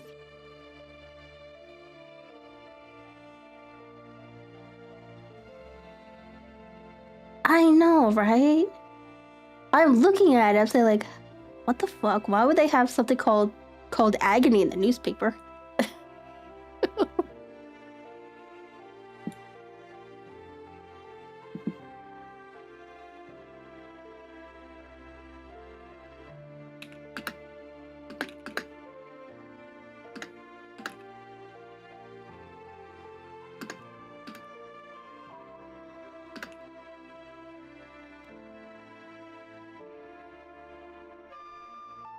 Okay, it says here, thank you, Google. In London papers, the agony column is still known as the advice column, and the columnist who writes it is called the agony aunt, or less commonly, an agony uncle. While the traditional term agony column might still be used colloquially to refer to those sections, it's not the official name. The content has also largely moved online to websites and social media, though some papers still feature traditional advice columns. Okay, an advice column, that makes sense. I've heard of advice columns before. But it's so weird that it's called agony column. Maybe it's just a London thing.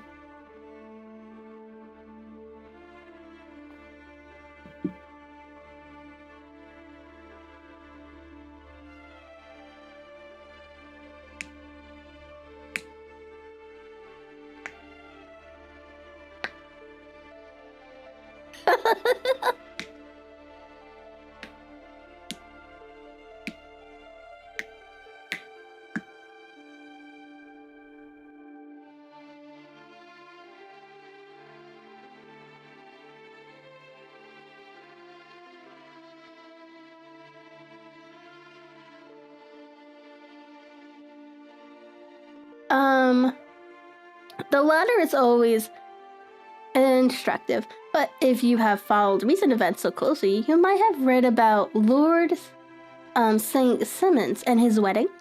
Oh yes, with the deepest interest. That is well. The letter which I hold in my hand is from Lord St. Simon's. I will read it to you, and in return, you must turn over these papers and let me have whatever bears upon the matter. This is what he says. My dear Mr. Sherlock Holmes, Lord Backwater tells me that I may place infinite reliance upon your judgment and discretion. I have determined, therefore, to call upon you and to consult you in reference to a very painful event, which has occurred in connection with my wedding. Mr. Lestrade of Scotland Yard is acting already in the matter, but he assures me that he sees no objection to your cooperation, and that he even thinks that it might be of some assistance. I will call at 4 o'clock in the afternoon, and should you have any other engagement at the time, I hope that you will postpone it, as this matter is of a paramount importance. Yours faithfully, St. Simmons.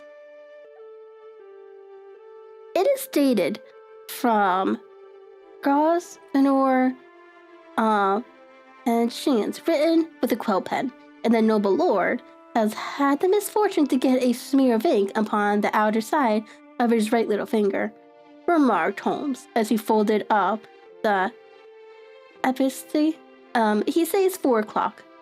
It is 3 now. We will be here and he will be here in an hour. Then I have just time with your assistance to get clear upon the subject. Turn over these papers and arrange the extracts in their order of time while I take a glance as to who a client is. He picked up a red covered volume from a line of books of reference beside the mantelpiece. And here he is, said he, sitting down and flattening it out upon his knee. Lord Robert Walsingham de Vera St. Simmons. God damn, that's a long-ass difficult name. Ugh. Second son of the Duke of Balmoral, arms, Azul 3 cold troops and sheep over that stable, born in 1846. He's 41 years of age, which is mature for marriage. Was under secretary for the colonies in the late administrations. The Duke, his father, was at one time secretary for foreign affairs. They inherit planet blood by direct descent, and Tudor of the distaff side. Well, there is nothing very instructive in all this. I think that I must turn to you, Watson, for something more solid. I have very little difficulty in finding what I want, said I, for the facts are quite recent, and the matter struck me as remarkable. I feared to refer them to you, however, as I knew that you had an inquiry on hand, and that you disliked the intrusion of other matters. Oh, you made the little problem of the girl's vendor, squire, furniture van? That is quite cleared up now, although indeed it was obvious from the start. Pray, give me the results of your newspaper selection. Here is the first notice, which I can find. It is in the personal column of the Morning Post. The dates, as you see, some weeks back. A marriage has been arranged, it says, and will, if rumored is correct, very shortly take place between Lord Robert St. Simmons, second son of the Duke of Balmoral, and Miss Hattie Doran, the only daughter of Alice Doran, ESQ of San Francisco, Cal, USA. That is all.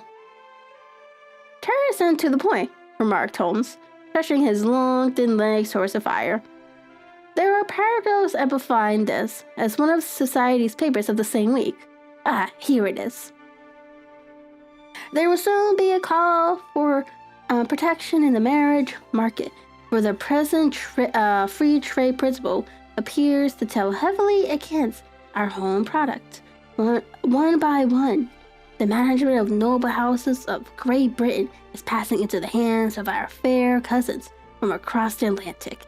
An important addition has been made during the last week to the list of the prizes which have been borne away by these charming invaders.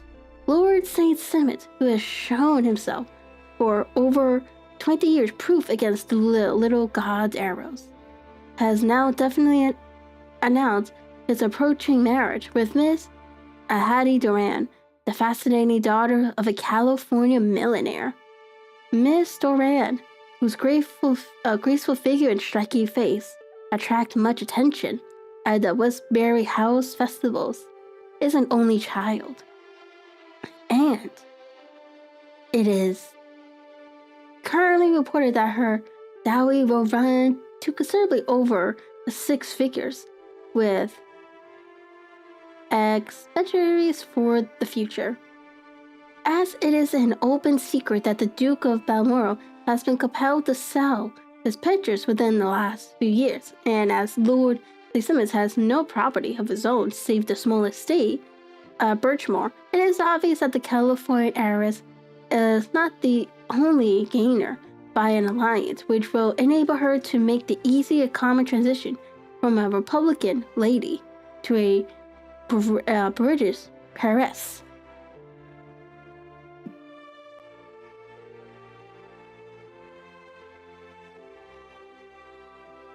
Anything else? Asked Holmes, yawning. Yes, plenty. Then there is another note in the Morning Post to say that the marriage would be an absolute quiet one, that it would be a St. George Hangover Square, that only half a dozen intimate friends will be invited, and that the party will return to the furnished house at Lancaster Gate, which has been taken by Miss Aloysius Doran. 2 days later, that is, on Wednesday last, there is a curt announcement that the wedding had taken place, and that the honeymoon will be passed at Lord Backwater's place near Petersville. Those are all the notices from which appear before the disappearance of the bride. Before the what? Asked Holmes with a start. The vanishing of the lady. When did she vanish then? At the wedding breakfast. Gee, this is more interesting than it is promised to be. Quite dramatic, the fact. Calling it either someone kidnapped her, or she got cold feet and decided not to do it, or she was in love with someone else.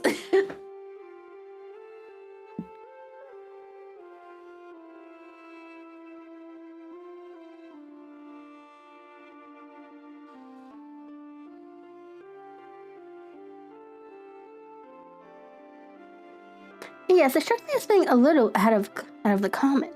They often vanish before the ceremony, and occasionally during the honeymoon, but I cannot call to mind anything quite so prompt as this. Hey, tell me half the details. I wonder that they are very incomplete. Perhaps we may make them less so.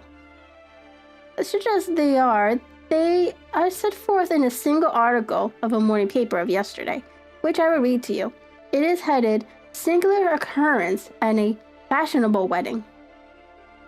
The family of Lord Robert St. Simmons has been thrown into the greatest consternation by the strange and painful episodes which have taken place in connection with his wedding. The ceremony, as shortly announced in the papers of yesterday, occurred on the previous morning, but it is only now that it has been possible to affirm that strange rumors which have been so persistently floating about, in spite of the attempts of the friends to hush the matter up. So much public attention has now been drawn to it that no good purpose can be served by affecting to disregard what is common subject for conversation. The ceremony, which was performed at St. George Hangover Square, was a very quiet one, no one being present save the father of the bride, Mr. Alistair Doran, Duchess of Balmoral, Lord Backwater, Lord Sands, and Lady Clara St. Simmons, the younger brother and sister of the bridegroom, and Lady Alicia Whittington. The whole party proceeded afterwards to the house of Mr. Estes Doran at Lancaster Gate, where breakfast had been prepared. It appeared that some little trouble was caused by a woman whose name has not been ascertained, who endeavored to force her way into the house after the bridal party, alleging that she had some claim upon Lord St. Simmons. It was only after a painful and prolonged scene that she was ejected by the butler and the footman. The bride, who had fortunately entered the house before this unpleasant interruption, had sat down to breakfast with the rest, when she complained of a sudden indecision and retired to her room. Her prolonged absence having caused some comment, her father followed her, but learned from her maid that she had only come up to her chamber for an instant, caught up an ulcer and bonnet, and hurried down to the passage. One of the footmen declared that he had seen a lady leave the house, thus apparelled, but had refused to credit that it was his mistress, believing her to be with the company. And asserting that his daughter had disappeared, Mr. Estes Doran, in conjunction with the bridegroom, instantly put themselves in communication with the police, and very energetic inquiries are being made, which will probably result in the speedy clearing up of this very singular business. Up to a late hour last night, however, nothing had transpired as to the whereabouts of the missing lady. There are rumors of foul play in the matter, and it is said that the police have caused the arrest of a woman who had caused the original disturbance, in the belief that, from jealousy or some other motive, she may have been concerned in the strange disappearance of the bride. That is very suspicious. If that really was her, why would she just leave? Especially with all her family there.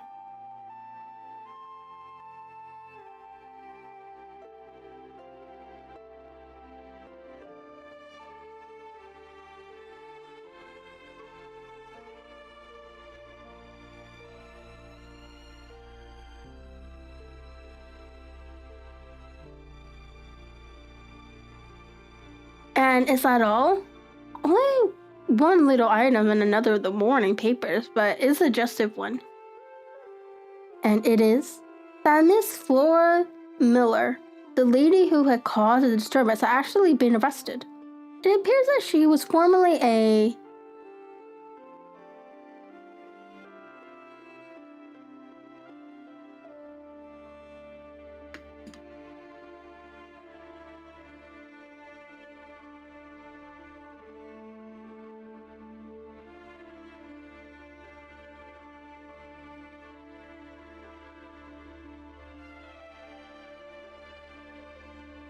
dances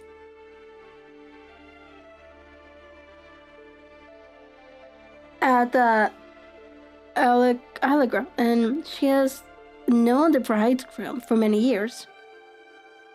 There were no further particulars, and the whole case is in your hands now, so far as it has been set forth in the public press.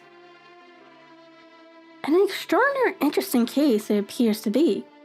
I would not have missed it for the world, but there is a ring at the bell, Watson, and as the clock makes it a few minutes after 4, I have no doubt that this will prove to be our noble client.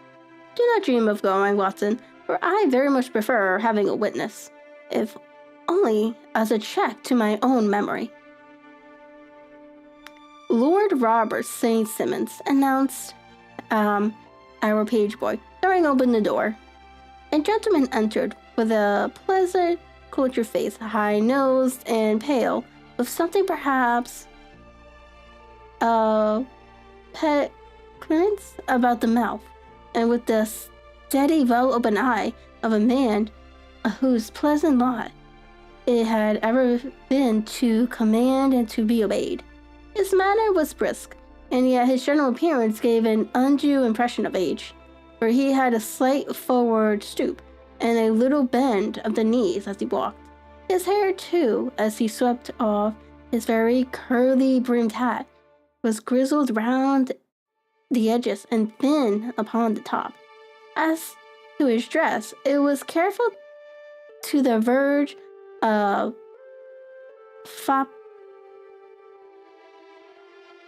fobbishness, with high collar, black frock coat, white waistcoat, yellow glove, patent leather shoes, and light-colored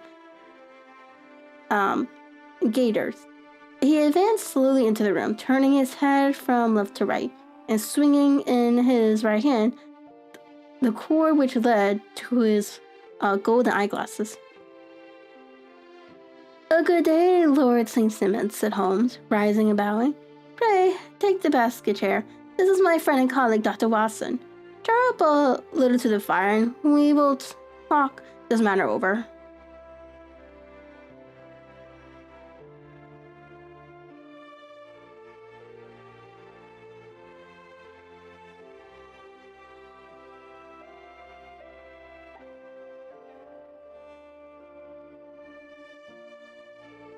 A most painful matter to me, as you can most readily imagine, Mr. Holmes. I've been cut to the quick. I understand that you have already managed several delicate cases of this sort, sir, though I presume that they were hardly from the same class of society. No, I am descending. I beg pardon. My last client of the sort was a king. Oh, really? I had no idea. And which king? The king of Scandinavia. What? He had lost his wife. "You can understand," said Holmes, suavely, "that I extend to the affairs of my other clients the same secrecy which I promised to you and yours." "Of course.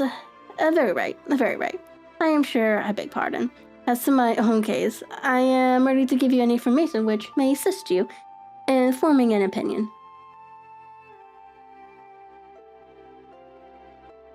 "Thank you. I have already learned all that is in the public prints. Nothing more. I presume that I may take it as correct, this article, for example, as to the disappearance of the bride?" Lord St. Simons glanced over it. "Yes, it is correct, as far as it goes. But it needs a great deal of supplementing before anyone could offer an opinion. I think that I may arrive at my facts most directly by questioning you." "Pray do so." "When did you first meet Miss Hattie Duran?" "In San Francisco a year ago." "You were traveling in the States?" "Yes." "Did you become engaged then?" "No." "But you were on friendly footing?" "I was amused by her society, and she could see that I was amused." "Her father is very rich?" "He is said to be the richest man on the Pacific slope." "And how did he make this money?" "In mining. He had nothing a few years ago. Then he struck gold, invested it, and came up by leaps and bounds. Now, what is your own impression as to the young lady's, your wife's, character?" The nobleman swung his glasses a little faster and stared down into the fire. "You see, Mr. Holmes," said he, "my wife was 20 before her father became a rich man. During the time she ran free in a mining camp and wandered through the woods or mountains, so that her education has come from nature rather than from the schoolmaster. She is what we call in England a tomboy, with a strong nature, wild and free, unfettering by any sort of traditions. She is in pet.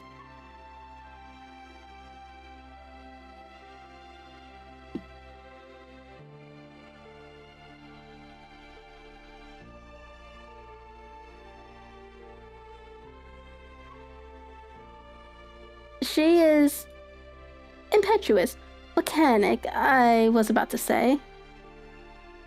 She is swift in making up her mind and fearless in carrying out her resolutions. On the other hand, I would not have given her the name which I have the honor to bear." He gave a little stately cough. "Had not I thought her to be at bottom a noblewoman, I believe that she is capable of heroic self-sacrifice, and that anything dishonorable will be repugnant to her. Have you her photograph? I brought this with me." He opened the locket and showed us the full face of a very lovely woman. It was not a photograph, but an ivory miniature, and the artist had brought out the full effect of the lustrous black hair and the large dark eyes, and the exquisite mouth. Holmes gazed long and earnestly at it. Then he closed the lock and handed it back to Lord St. Simmons. The young lady came to London then, and you renewed your acquaintance? Yes. Her father brought her over for this last London session. I met her several times, became engaged to her, and have now married her. She brought, I understand, a considerable dowry. A fair dowry, not more than is usual in my family.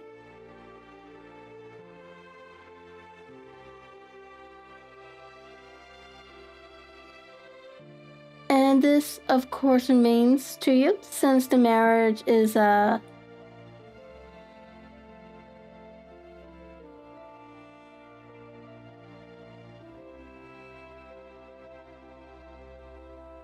fait accompli. I really have made no inquiries on the subject. Very naturally not. Did you see Miss Doran on the day before the wedding? Yes. Was she in good spirits? Never better. She kept talking of what we should do in our future lives. Indeed. This is very interesting.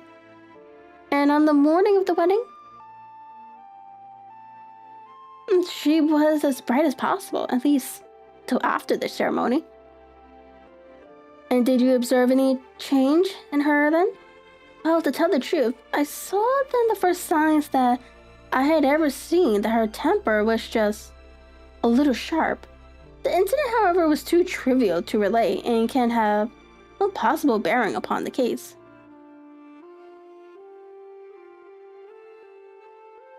Pray, let us have it for all that.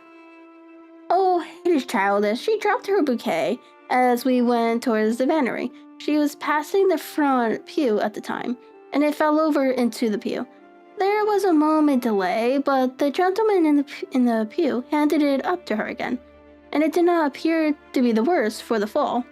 Yet when I spoke to her of the matter, she answered me abruptly, and in the carriage on our way home, she seemed absurdly agitated over this trifling cause.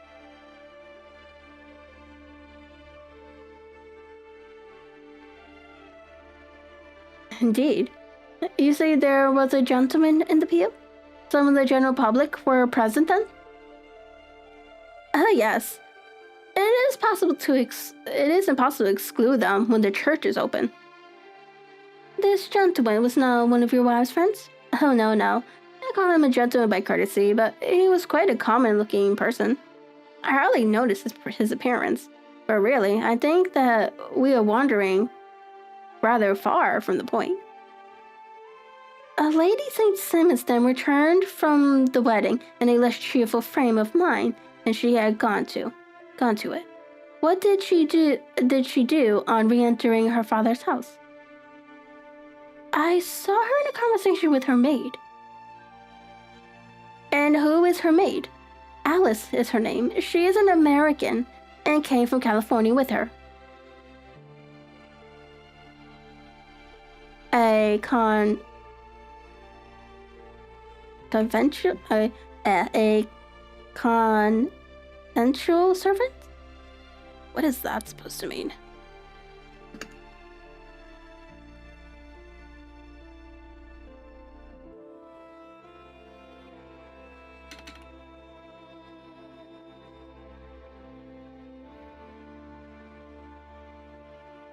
Okay, so a confidential servant is a person of significant trust who possesses secret or special knowledge, okay.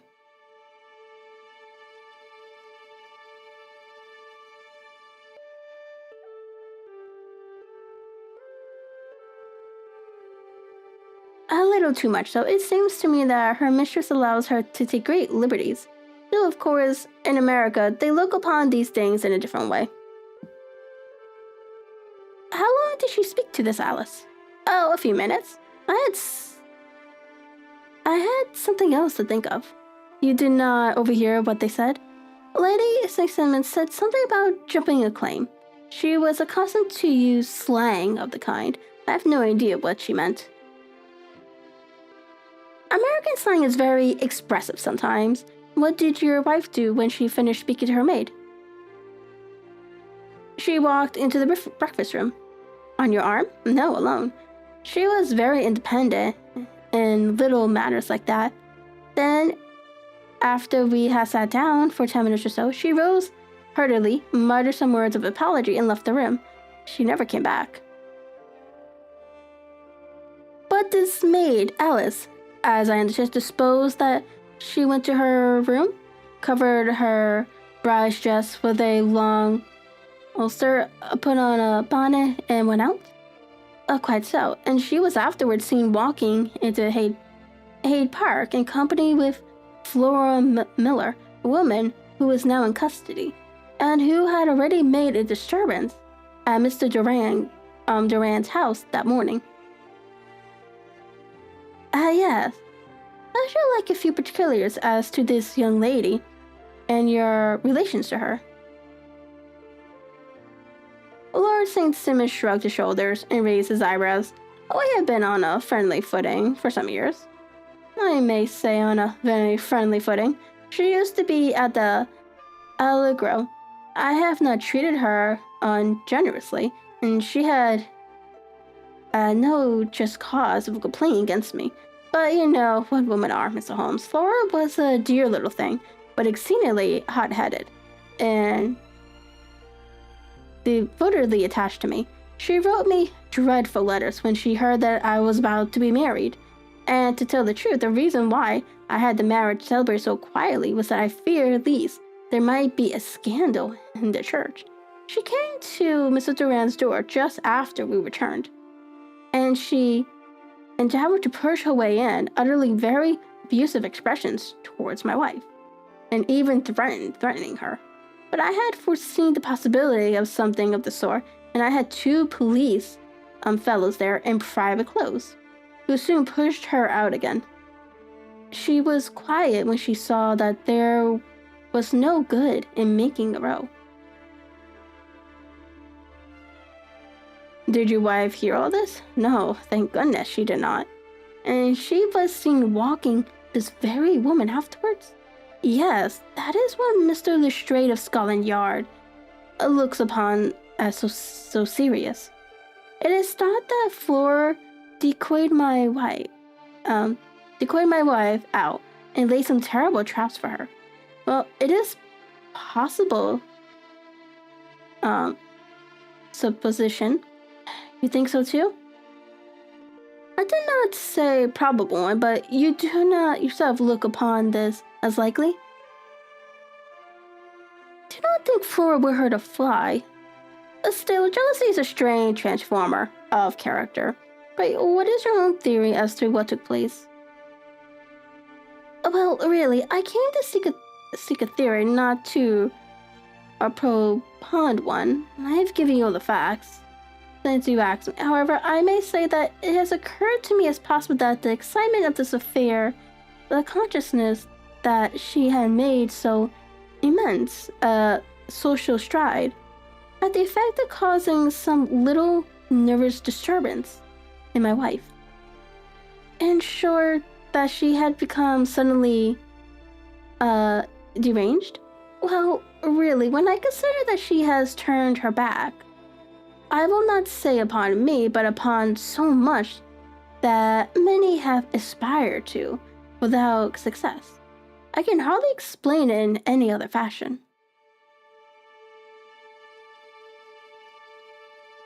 Well, certainly, that is also a conceivable hypothesis, said Holmes, smiling. And now, Lord Simmons, I think that I have nearly all my data.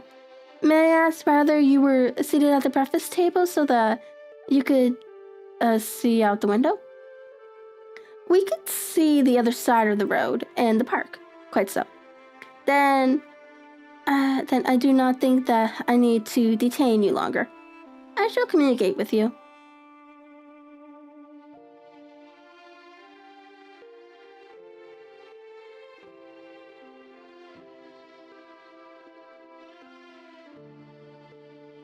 Should you be fortunate enough to solve this problem, said our client, rising. I have solved it. Eh? What was that? Say that I have solved it. Oh, where then is my wife? That is a detail which I shall speedily supply.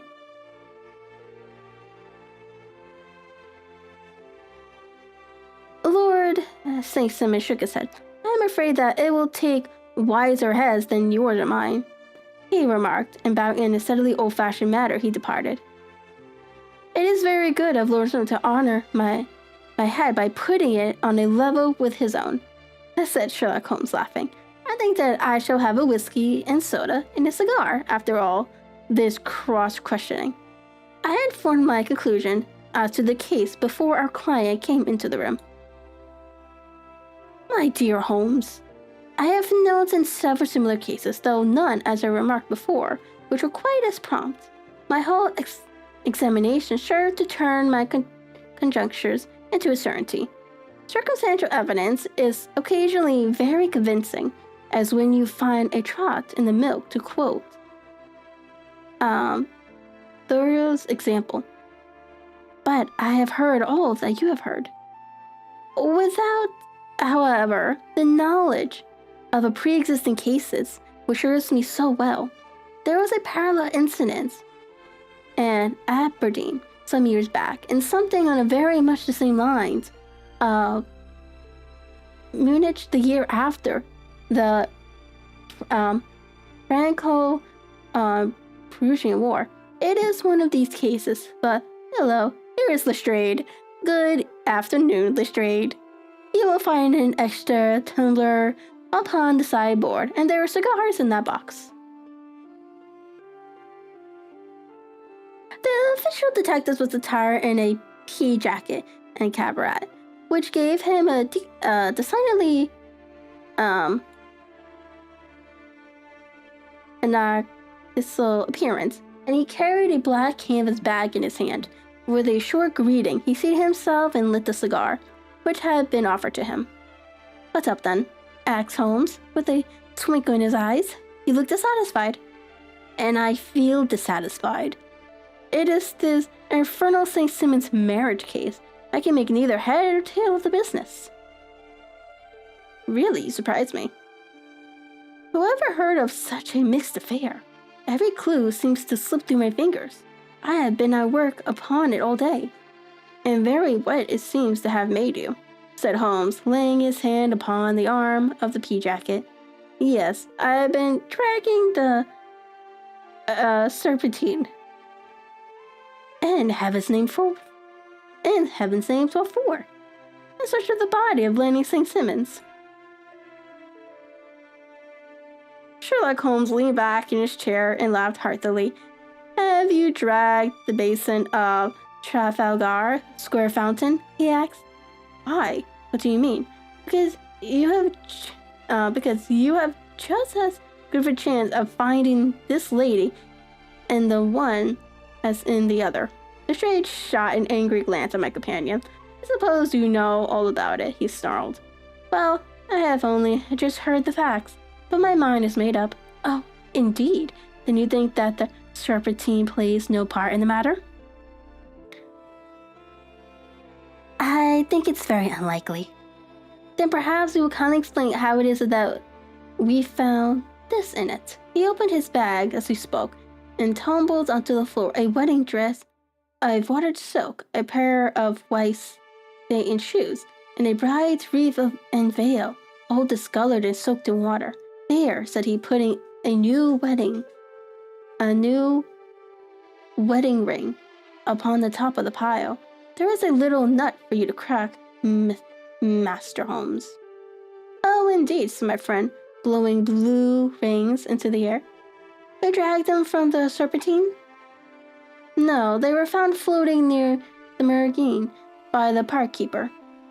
They had been identified as her clothes, and it seemed to me that if the clothes were there, the body would not be far off.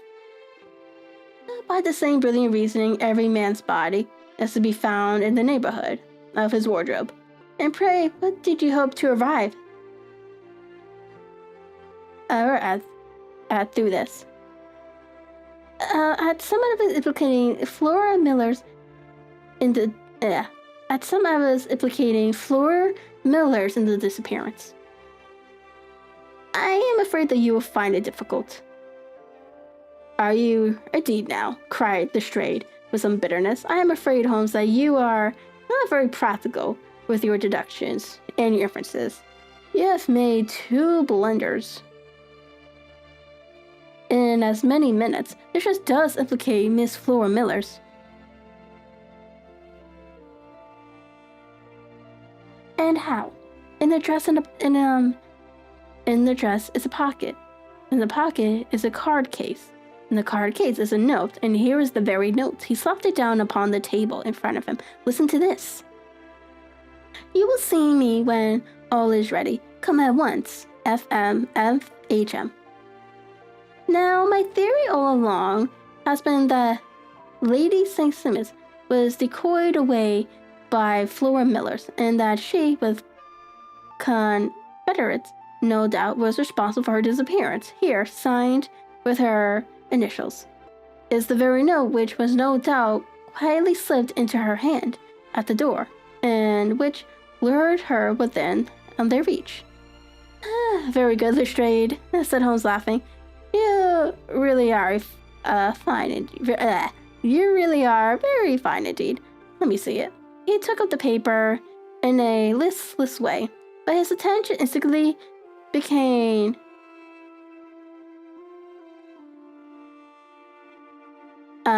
rated and gave a little cry of satisfaction. This is indeed important, said he. Ah, you found it so? Extremely so. I congratulate you warmly.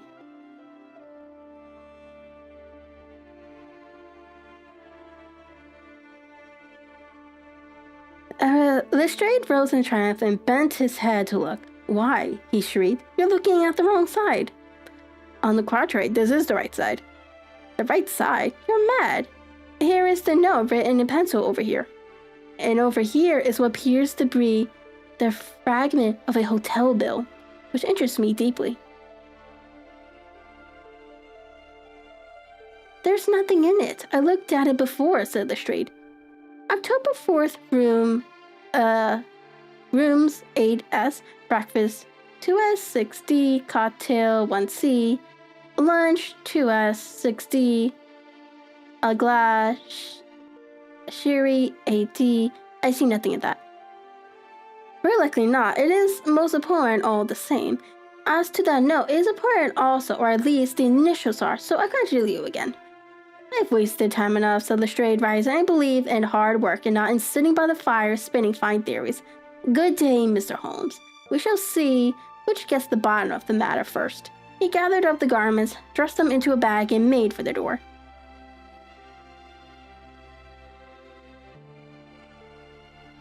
Just one hint to you, Lestrade, drawled Holmes before his rival vanished. I will tell you the true solution of the matter. Lady St. Simons is a myth. There is not, and there never has been, any such person. Lestrade looked sadly at my companion, then he turned to me, tapped his forehead 3 times, shook his head solemnly, and hurried away. He had hardly shut the door behind him when Holmes rose to put on his overcoat. There is something in what the fellow says about outdoor work, he remarked. So I think, Watson, that I must leave you to your papers for a little. It was after 5 o'clock when Sherlock Holmes left me. But I had no time to be lonely, for within an hour there arrived a confectioner man with a very large flat box. This he unpacked with the help of a youth whom he had brought with him, and presently, to my very great astonishment, a quite apparent little cold supper began to be laid out upon our humble lounging house on that fanny. There were a couple of brace of cold woodcock, a peasant, a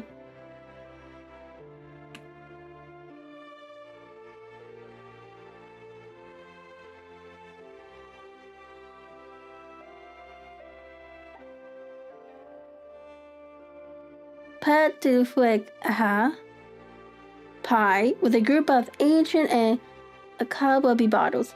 Having laid out all these luxuries, my two visitors vanished away, like the genii of the Arabic night, with no explanation save that the things had been paid for and were ordered to this address. Just before 9 o'clock, Sherlock Holmes stepped briskly into the room. His features were gravely set.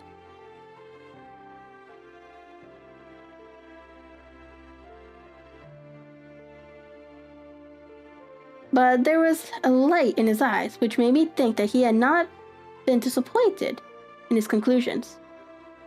"They have laid the supper then," he said, rubbing his hands. "You seem to expect company. They have laid for 5. "Yes. I fancy we may have some company dropping in," said he. "I am surprised that Lord St. Simons has not already arrived. I fancy that I hear his step now upon the stairs."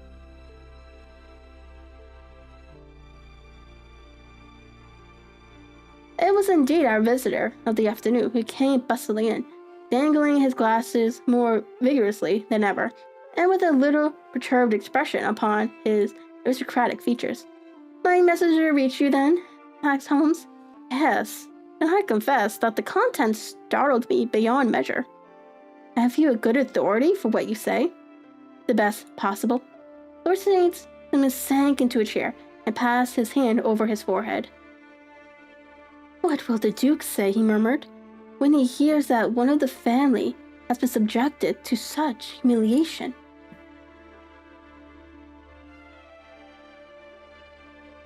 "It is the purest accident. I cannot allow that there is any humiliation." "Ah, you look at these things from another standpoint?" "I fail to see that anyone is to blame. I can hardly see how the lady could have acted otherwise, though her abrupt method of doing it was undoubtedly to be regretted. Having no mother, she had no way to advise her at such a crisis." "It was a slight, sir, a public slight," said Lord St. Simons, tapping his fingers upon the table. "You must make allowance for this poor girl, please, in so unprecedented a position." "I will make no allowance. I am very angry indeed, and have been shamefully used." "I think that I heard a ring," said Holmes. "Yes, there are steps on the landing. If I cannot persuade you to take a lenient view of the matter, Lord St. Simons, I have brought an advocate here, who may be more successful." He opened the door and ushered in a lady and a gentleman. "Lord St. Simons," said he, "allow me to introduce you to Mr. and Mrs. Francis Hay Moulton. The lady, I think, you already met."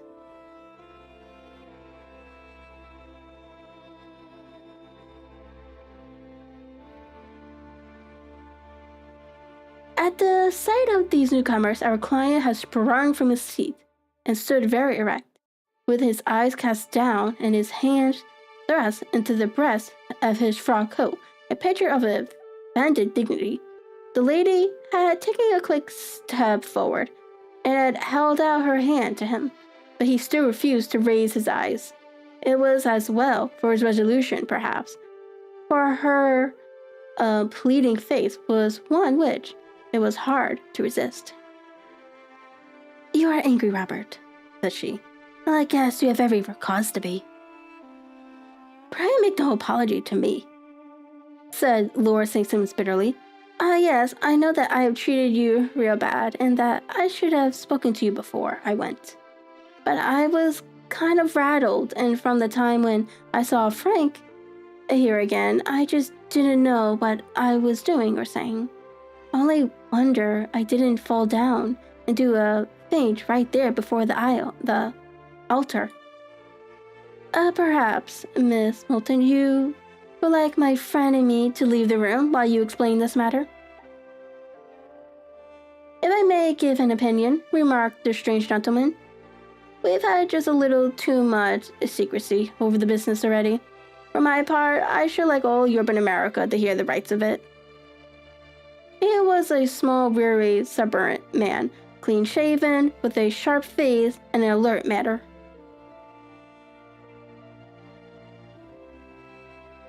Then I'll tell her a story right away, said the lady. Frank here and I met in '84 in a Queen's camp near the Rockies, where PA was working a claim. We were engaged to each other, Frank and I, but then one day Father struck a rich pocket and made a pile, while poor Frank here had a claim that petered out and came to nothing. The richer PA grew, the poorer was Frank. So at last, PA wouldn't hear of our engagement lasting any longer, and he took me away to Francisco. Frank wouldn't throw up his hand though, so he followed me there, and he saw me without PA knowing anything about it. It would only have made him mad to know, so we just fixed it up all for ourselves. Frank said that he would go and make his pile too, and never come back to claim me until he had as much as PA. So then I promised to wait for him to the end of time, and pledged myself not to marry anyone else while he lived. Why shouldn't we be married right away then? Said he, and then I will feel sure of you, and I won't claim to be your husband until I come back. Well, we talked it over, and he had fixed it all up so nicely, and with a clearing-man all ready and waiting, that we just did it right there. And then Frank went off to seek his fortune, and I went back to PA. The next I heard of Frank was that he was in Montana, and then we went to prospecting in Arizona, and then I heard of him from New Mexico. After that came a long newspaper story about how a miner camp had been attacked by Apaig Indians, and there was my Frank's name among the killed. I fainted dead away, and I was very sick for months after. PA thought I had a decline that took me to half the doctors in Frisco. Not a word of news came for a year and more, so I thought I never doubted that Frank was really dead. Then Lord St. Simon came to Frisco and came to London, and a marriage was arranged, and PA was very pleased. Oh, she's saying Pa. Never mind. Okay.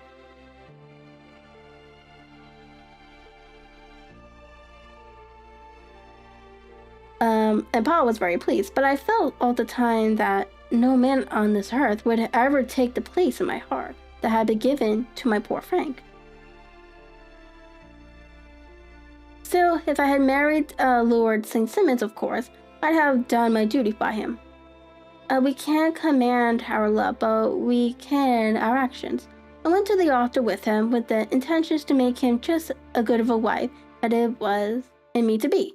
But you may imagine what I felt when just as I came to the altar rails, I glanced over and saw Frank standing there looking at me out of the first pew. I thought it was his ghost at first, but when I looked again, there he was still, with a kind of question in his eyes, as if to ask me whether I were glad or sorry to see him.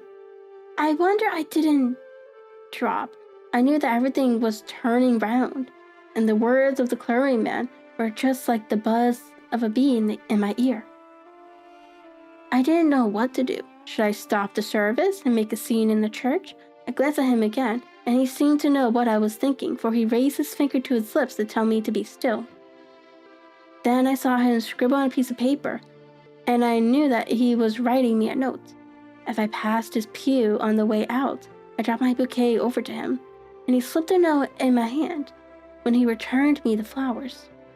It was only a line asking me to join him when he made the sign to me to do so. Of course, I never doubted for a moment that my first duty was now to him, and I determined to do just whatever he might direct.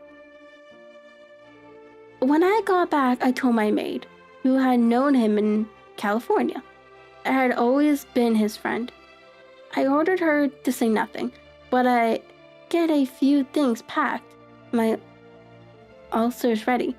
I knew I ought to have spoken to Lord St. Simons, but it was dreadful hard before his mother and all those great people. I just made up my mind to run away and explain afterwards. I hadn't been at the table 10 minutes before I saw Frank out of the window. at the other side of the road. He beckoned to me and then began walking into the park. I slipped out, put on my things, and followed him. Some woman came talking something other about Lord St. Simmons to me.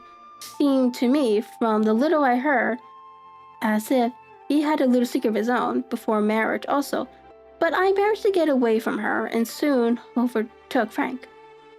We got into a cab together, and away we drove to some lounging he had taken in Gordon Square. And that was my true wedding after all these years of waiting. Frank had been a prisoner a month that had passed, and escaped, came on to Frisco, found that I had given him up for dead, and had gone to England, followed me there, and had come upon me at the last, on the very morning of my second wedding. I saw it in a paper, explained the American. It gave the name in the church, but not where the lady lived. Then we had a talk as to what we should do, and Frank was all openness, but I was so ashamed of it, all that I felt, as if I should like to vanish away and never see any of them again. Just sending a line to Pop, perhaps, to show him that I was alive. It was awful to me to think all of those lords and ladies sitting around the breakfast table and waiting for me to come back. So Frank took my wedding clothes and things and made a bundle of them so that I should not be traced, and dropped them away somewhere where no one could find them. It is likely that we should have gone on to Paris tomorrow, only that this good gentleman, Mr. Holmes, came round to us this evening, though how he found us is more than I could think, and he showed us very clearly and kindly that I was wrong and that Frank was right, and that we should be putting ourselves in the wrong if we were so secret. Then he offered to give us a chance of talking to Lord St. Simmons alone, and so we came right away round to this room at once. Now, Robert, you have heard it all, and I'm very sorry if I have given you pain. I hope that you do not think very meanly of me.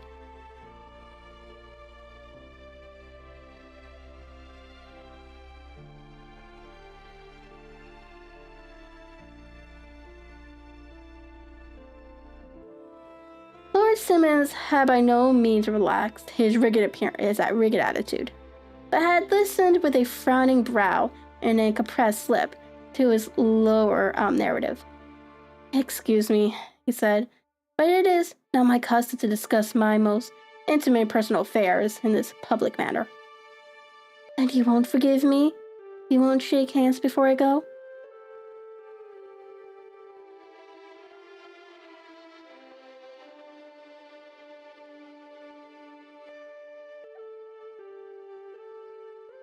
"Oh, certainly, if it would give you any pleasure." He put out his hand and coldly grasped that which she extended to him. "I had hoped," suggested Holmes, "that you would have joined us in a friendly supper." "I think that there you act a little too much," responded his lordship.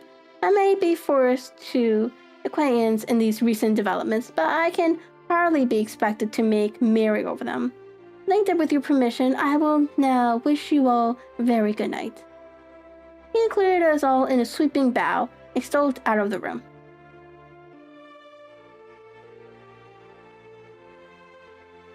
"Then I trust that you at least will honor me with your company?" said Sherlock Holmes. "It is always a joy to meet an American, Mr. Moulton, for I am one of those who believe that the folly of a monarch and the blundering of a minister in foregone years will not prevent our children from being some-day citizens of the same worldwide country under a flag which shall be a quarterling of the Union Jack with the stars and the stripes."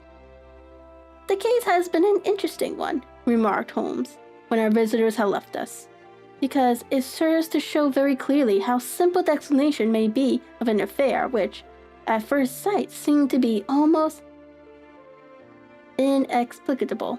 Nothing would be more neutral than the sequence of events as natured by this lady, and nothing stranger than the result when viewed, for instance, by Mr. Lestrade of Scotland Yard.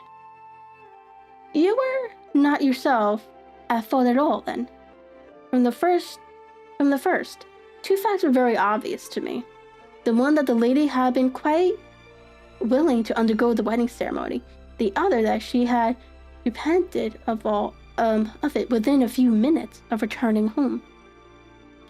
Obviously, something had occurred during the morning that to cause her to change her mind. What could that something be? She could not have spoken to anyone when she was out, for she had been in the company of the bridegroom. Had she been someone then? If she had, it must be someone from America, because she had spent so short a time in this country that she could hardly have allowed anyone to acquire so deep an influence over her that the mere sight of him would induce her to change her plans so completely. You see, we have already arrived by a process of exclusions at the idea that she might have seen an American. Then, who could this American be, and why should he possess so much influence over her? I might be a lover. Oh, hold on. It might be a lover. It might be a husband. Her young womanhood had, I knew, been spent in rough scenes and under strange conditions. So far, I had got before I ever heard Lord St. Simon's narrative. Then he told us of a man in Pew, of the change in the bride's manner, of so transparent a device for obtaining a note as the dropping of a bouquet, of her resort to her confidential maid, and of a very significant allusion to claim jumping, which in miners' parlance means taking possession of which another person has a prior claim to. The whole situation became absolutely clear. She had gone off with a man, and the man was either a lover or was a previous husband. The chances being in favor of the latter. And now, and how in the world did you find them? It might have been difficult, but Fred Lestrade held information in his hands, the value of which he did not himself know. The initials were, of course, of the highest importance, but more valuable still.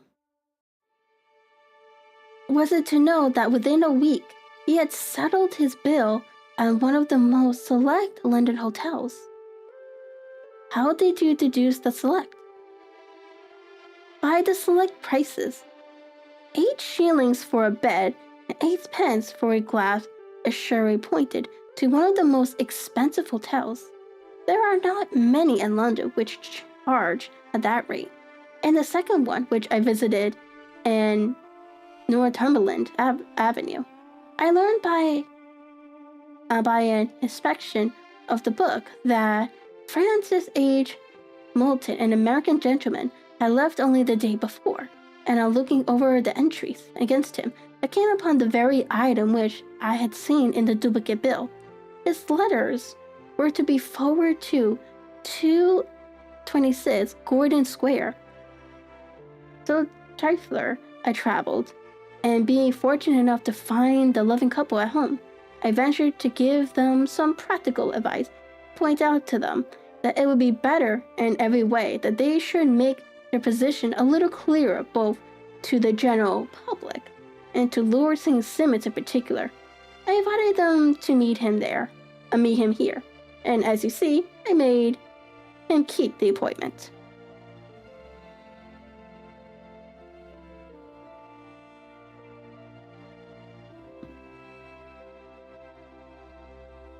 But with no very good result, I remarked. His conduct was clearly not very gracious. Watson, said Holmes, smiling, perhaps you would not be very gracious either, if after all, the trouble of wooing in the wedding. But you found yourself deprived in an instant of a wife and of fortune. I think that we may judge Lord St. Simon's very mercifully and thank our stars that we are never likely to find ourselves in the same position. Draw your chair up and hand me my violin. For the only problem we have still to solve is how to howl away these bleak autumnal evenings. And that is the end of that story. So we will be finishing up the next two during the next reading stream. So let's see, Friday, it's gonna be a writing stream. So it will either be Saturday night at 10 or it will be Sunday morning if I don't wake up, if I don't sleep through my alarm again on Saturday. So yeah.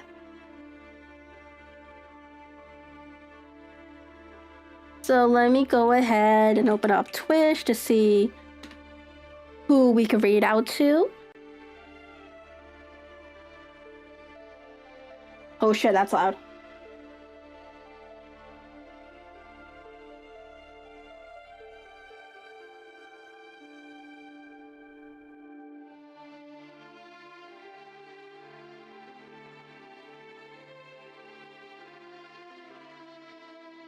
So let's see if there's anyone in the reading and writing category.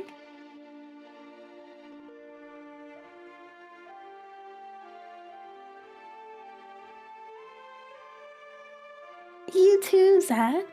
I want to see if there's anyone else who's reading or...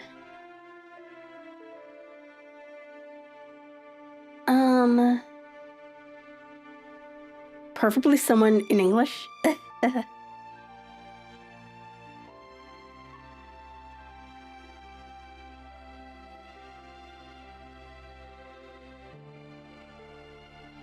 Let's see, who's this?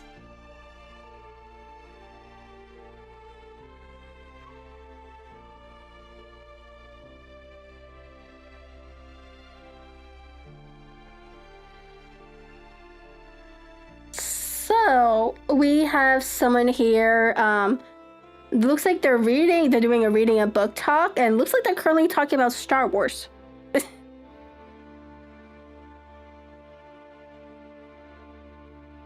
Sure, it's a new person, so I guess we could totally rate this person.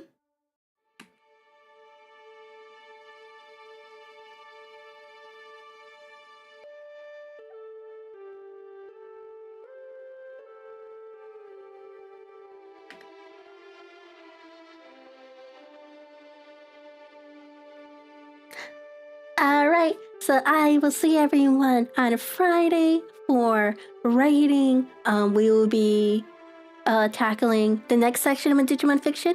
So looking forward to that, and I'll see everyone then. Bye! "